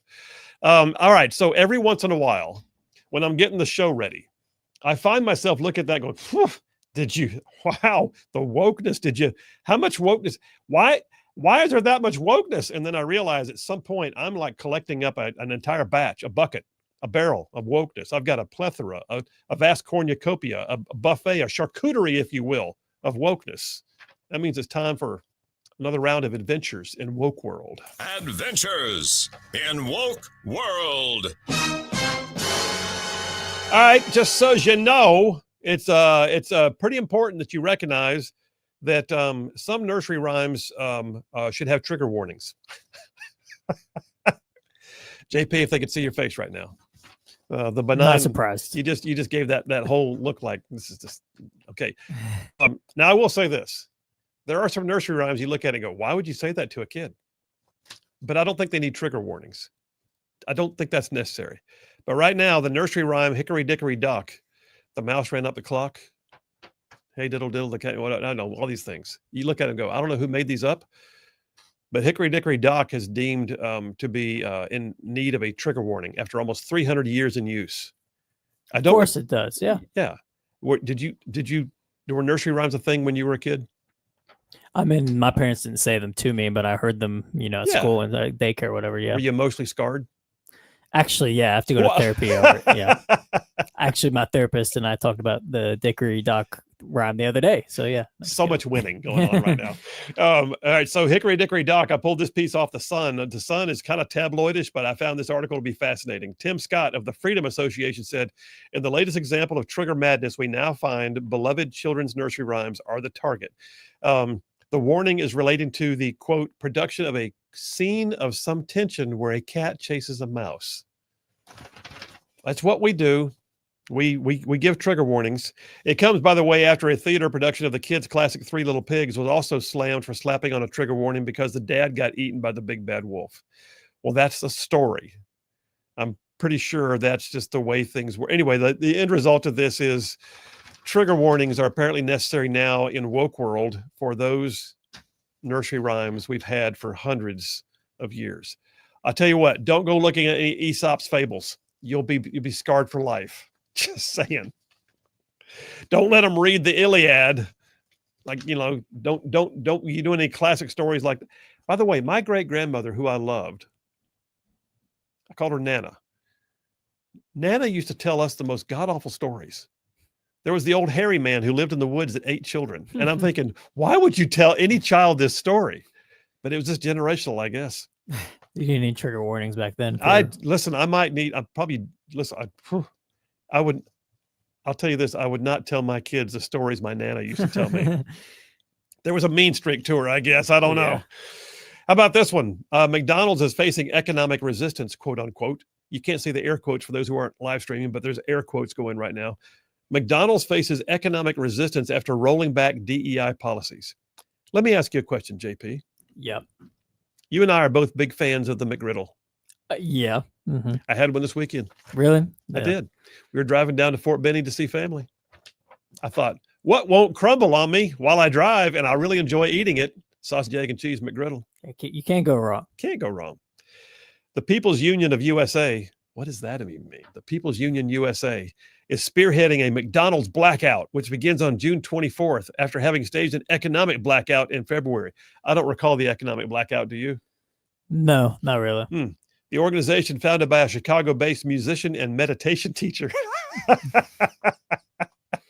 Oh, my goodness. Listen, can you look up John Schwartz? I mean, there's going to be a lot of them. Look up John Schwartz, musician and meditation teacher. See if you can find out how many social media followers he has. And maybe he has a lot. He might. Sure enough. But Fox Business decided it was worth doing a story about the People's Union USA, founded by John Schwartz, the musician / meditation teacher from Chicago, who decided that because DEI initiatives are being abandoned, that's backward and regressive and dangerous. Every American deserves a fair shot at success, and that includes every race, every background, every belief system, period. And therefore, he's calling for an economic blackout of McDonald's. I feel like they will probably sell just as many McGriddles. Or did you find him? Is he out there? Can you even find him anywhere? I mean, I could see articles about him. I can't find. He's probably on Blue Sky. I can't. Yep, that's probably why I can't find him on X. He's probably on Blue Sky. He probably left X when Elon bought it and decided he was no longer welcome. He went to Blue Sky, where they can complain about life in general. And by the way, McDonald's says, "We're here. We're ready to serve." But he is on Instagram and TikTok, which is referenced in this one article. So, how many followers does he have? A lot? Is he a big time influencer? I do not know. John Schwartz, Chicago-based musician and meditation teacher, calling for the economic blackout of McDonald's because they actually backed off on DEI policies. Just saying. Oh, the winning that is going on right now. How about this in woke world? I pulled this one off a website called Woke Spy because they have woke news. Woke Spy. Woke Spy, Dateline yesterday. Michigan Law Review faces federal lawsuit over discrimination against, you guessed it, straight white men. So if you're a cis white dude, I shouldn't even say that. Charlene hates it. Says, don't even say that. It gives a credibility to their slogans. Okay, maybe so. But what are you? I'm just gonna agree. Like cis white. I don't even know what cis means. I don't either. I mock it. I say it mockingly. I don't say it like that's my terminology. I couldn't even mock it because I don't even know what it means anymore. So much winning going on. I'm still fascinated by your sound effect. Faculty, alumni, and students opposed to racial preferences filed the federal anti-discrimination lawsuit on Wednesday, claiming that the Eastern District of Michigan and the Michigan Law Review have been discriminating against straight white men. That's what cis white male means. It's straight white. Yeah. White guys, like heterosexual white dudes. Which may be the most discriminated against demographic in the world right now. Yeah. But the law review out there, by the way, think about this. Law review is supposed to be the place where law students, it's an honor to be a part of it because you are writing and studying and publishing about the law is violating the law in discriminating against straight white men. Because that's what happens in woke world. I got a piece here from the Blaze, just so you know.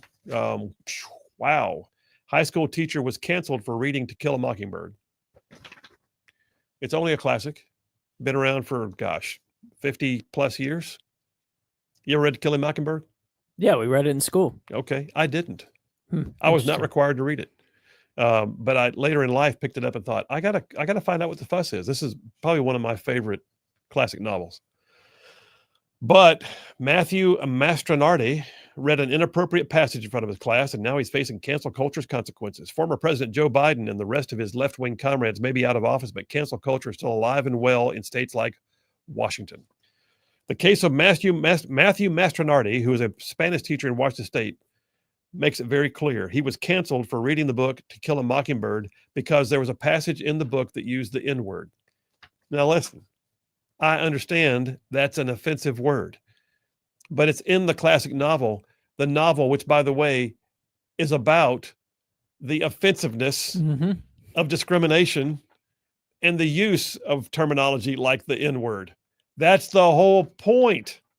It's standing up for the rights of people, but in order to tell the story, the author had to get pretty gritty. And so anyway, April 17th says, I was walking around my classroom, pacing the room. Students were working an independent assignment. I overheard a conversation between two girls talking about the book To Kill a Mockingbird. The girls were discussing the book. They'd been assigned to read it. I just thought, well, you know, they were being told they were being forced to skip over certain passages. He said, that's silly. You're told to read the books and you're told to skip words.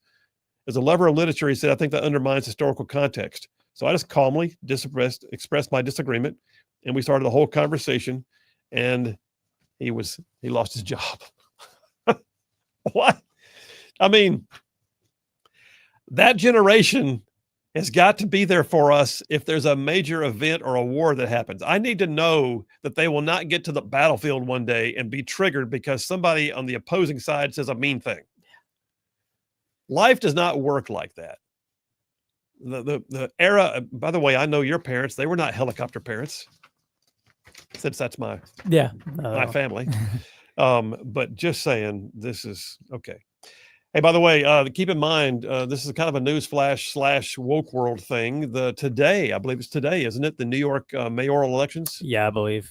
Okay, one of these candidates is a complete jackwagon. Unfortunately, the one that's going to win, it looks like. Oh, no, are you kidding me? Like, it's looking like literally it's going down that road, huh? Well, I don't know when the polls close, but like on all the early polls and the betting markets, he's up big. So I'm hoping that doesn't actually come to fruition. But it's the same guy who got arrested the other day imposing ICE, right? I don't know if he got arrested, but he's the guy that was on video yelling at Tom Homan when he was walking by the media. You remember that clip? Yes. So it's that guy. He That's probably him. got arrested. He was detained. He's a jackwagon. I don't even know where to begin on all of this stuff. Complete jackwagon. All right, he's a Queens assemblyman. His name is Zohran Mamdani. Zohran Mamdani. And by the way, if you go look him up online, the guy is a piece of work. Mm-hmm. But Zohran Mamdani, who's a avowed democratic socialist, is running to be the next mayor of New York City. This is going to be a complete debacle if he wins. You talk about woke world? Well, listen to this. He is committed to getting elected and then putting millions of taxpayer dollars into what he calls gender-affirming care for kids. Here's his quote. The Mamdani administration will protect gender-affirming care immediately by investing $65 million into public providers to provide gender-affirming care to New Yorkers who seek it. And he goes on to talk about that would be including chemical or surgical procedures for minors. So as entire states are moving away from this, as the Supreme Court of the United States is moving away from this, the future leader of the crossroads of the world, New York City, the Big Apple, is talking about spending 65 million taxpayer dollars to advance the castration of children. Let that make sense. Oh, I'm sorry, you can't. Also subsidizing grocery stores owned by the city so that they can get around price gouging from private. Are you kidding me? Corporate. No, he did a video of his own on TikTok explaining fully how, with diagrams, how he's going to plan to do that. I mean, he's a self-avowed socialist big time. He's also got, by the way, I've got a separate article here that ran on Daily Wire. He proposes an anti-hate crime curriculum for kindergartners. He also proposes a hospitality industry related to abortion. In other words, he wants New York City hotels to become tenant capable for abortion patients. So people will travel there for like abortion tourism. And then, JP, this is going to hurt you, man. Brace yourself. Mm-hmm. You good? Oh, yeah. All right. Mm-hmm. Thanks for the trigger warning. Absolutely. He wants to pave over 4 public golf courses and use the grounds for affordable housing for homeless. Oh, my goodness. That's so ridiculous. That's, yeah. I realize if y'all could see JP right now, the sweat he broke out in right there on the spot. No, but seriously, 4 golf courses. He would provide 50,000 of the 5,000. He's promised 500,000 homes. 50,000 of them could be built on top of the 4 golf courses after he paves them over. You know, it's unfortunate, but if it happens, New York City just gets what it deserves if they elect somebody like That's what happens in places like Woke World. And I'm going to tell you right now, if you think the budget's in the tank in New York City, wait till this guy gets elected. Take me to a break, JP. We'll take that break. We'll come right back. Phil Williams, Rightside Radio. Y'all stay tuned. We will be right back. So much winning.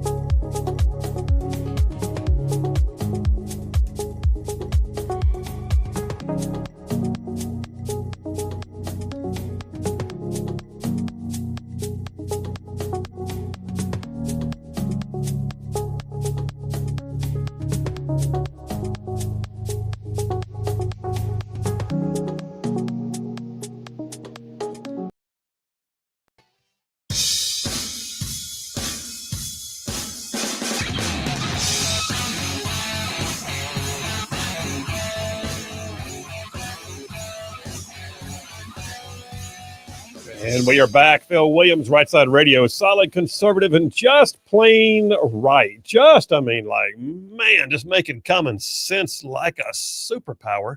I got a couple of text messages, and I'll go right to the phones. Let's see what we got here. Linda from Madison says, Phil, trigger warnings on nursery rhymes.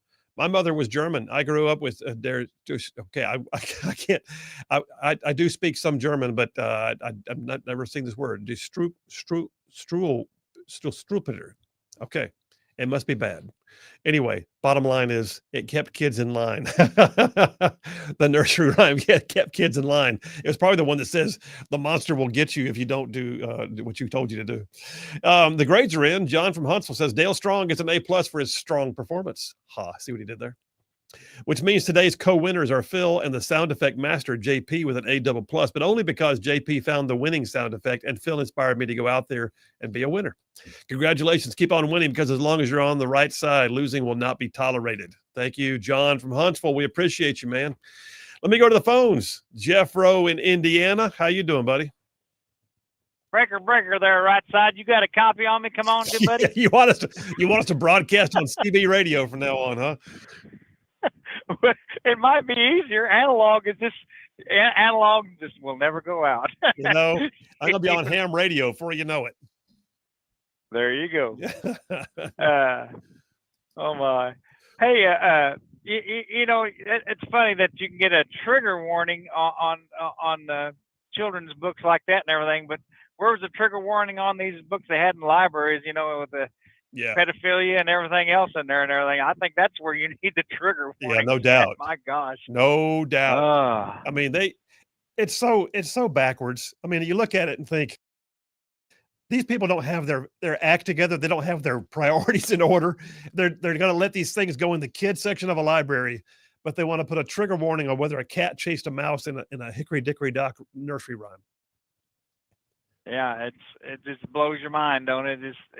We can't have a cat chase a mouse, but we can have all this smut and these other books and everything given to small children. It's like crazy. Yeah, no doubt. Hey, what'd you think about the winning sound effect? Did it fire you up? Did you wind up pushing the accelerator down a little bit more when you heard the winning sound effect?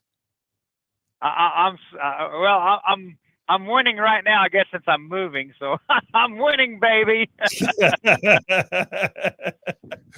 Well, I mean, it's amazing to me. In fact, I've got a text that came in saying it's amazing what a difference in a president can.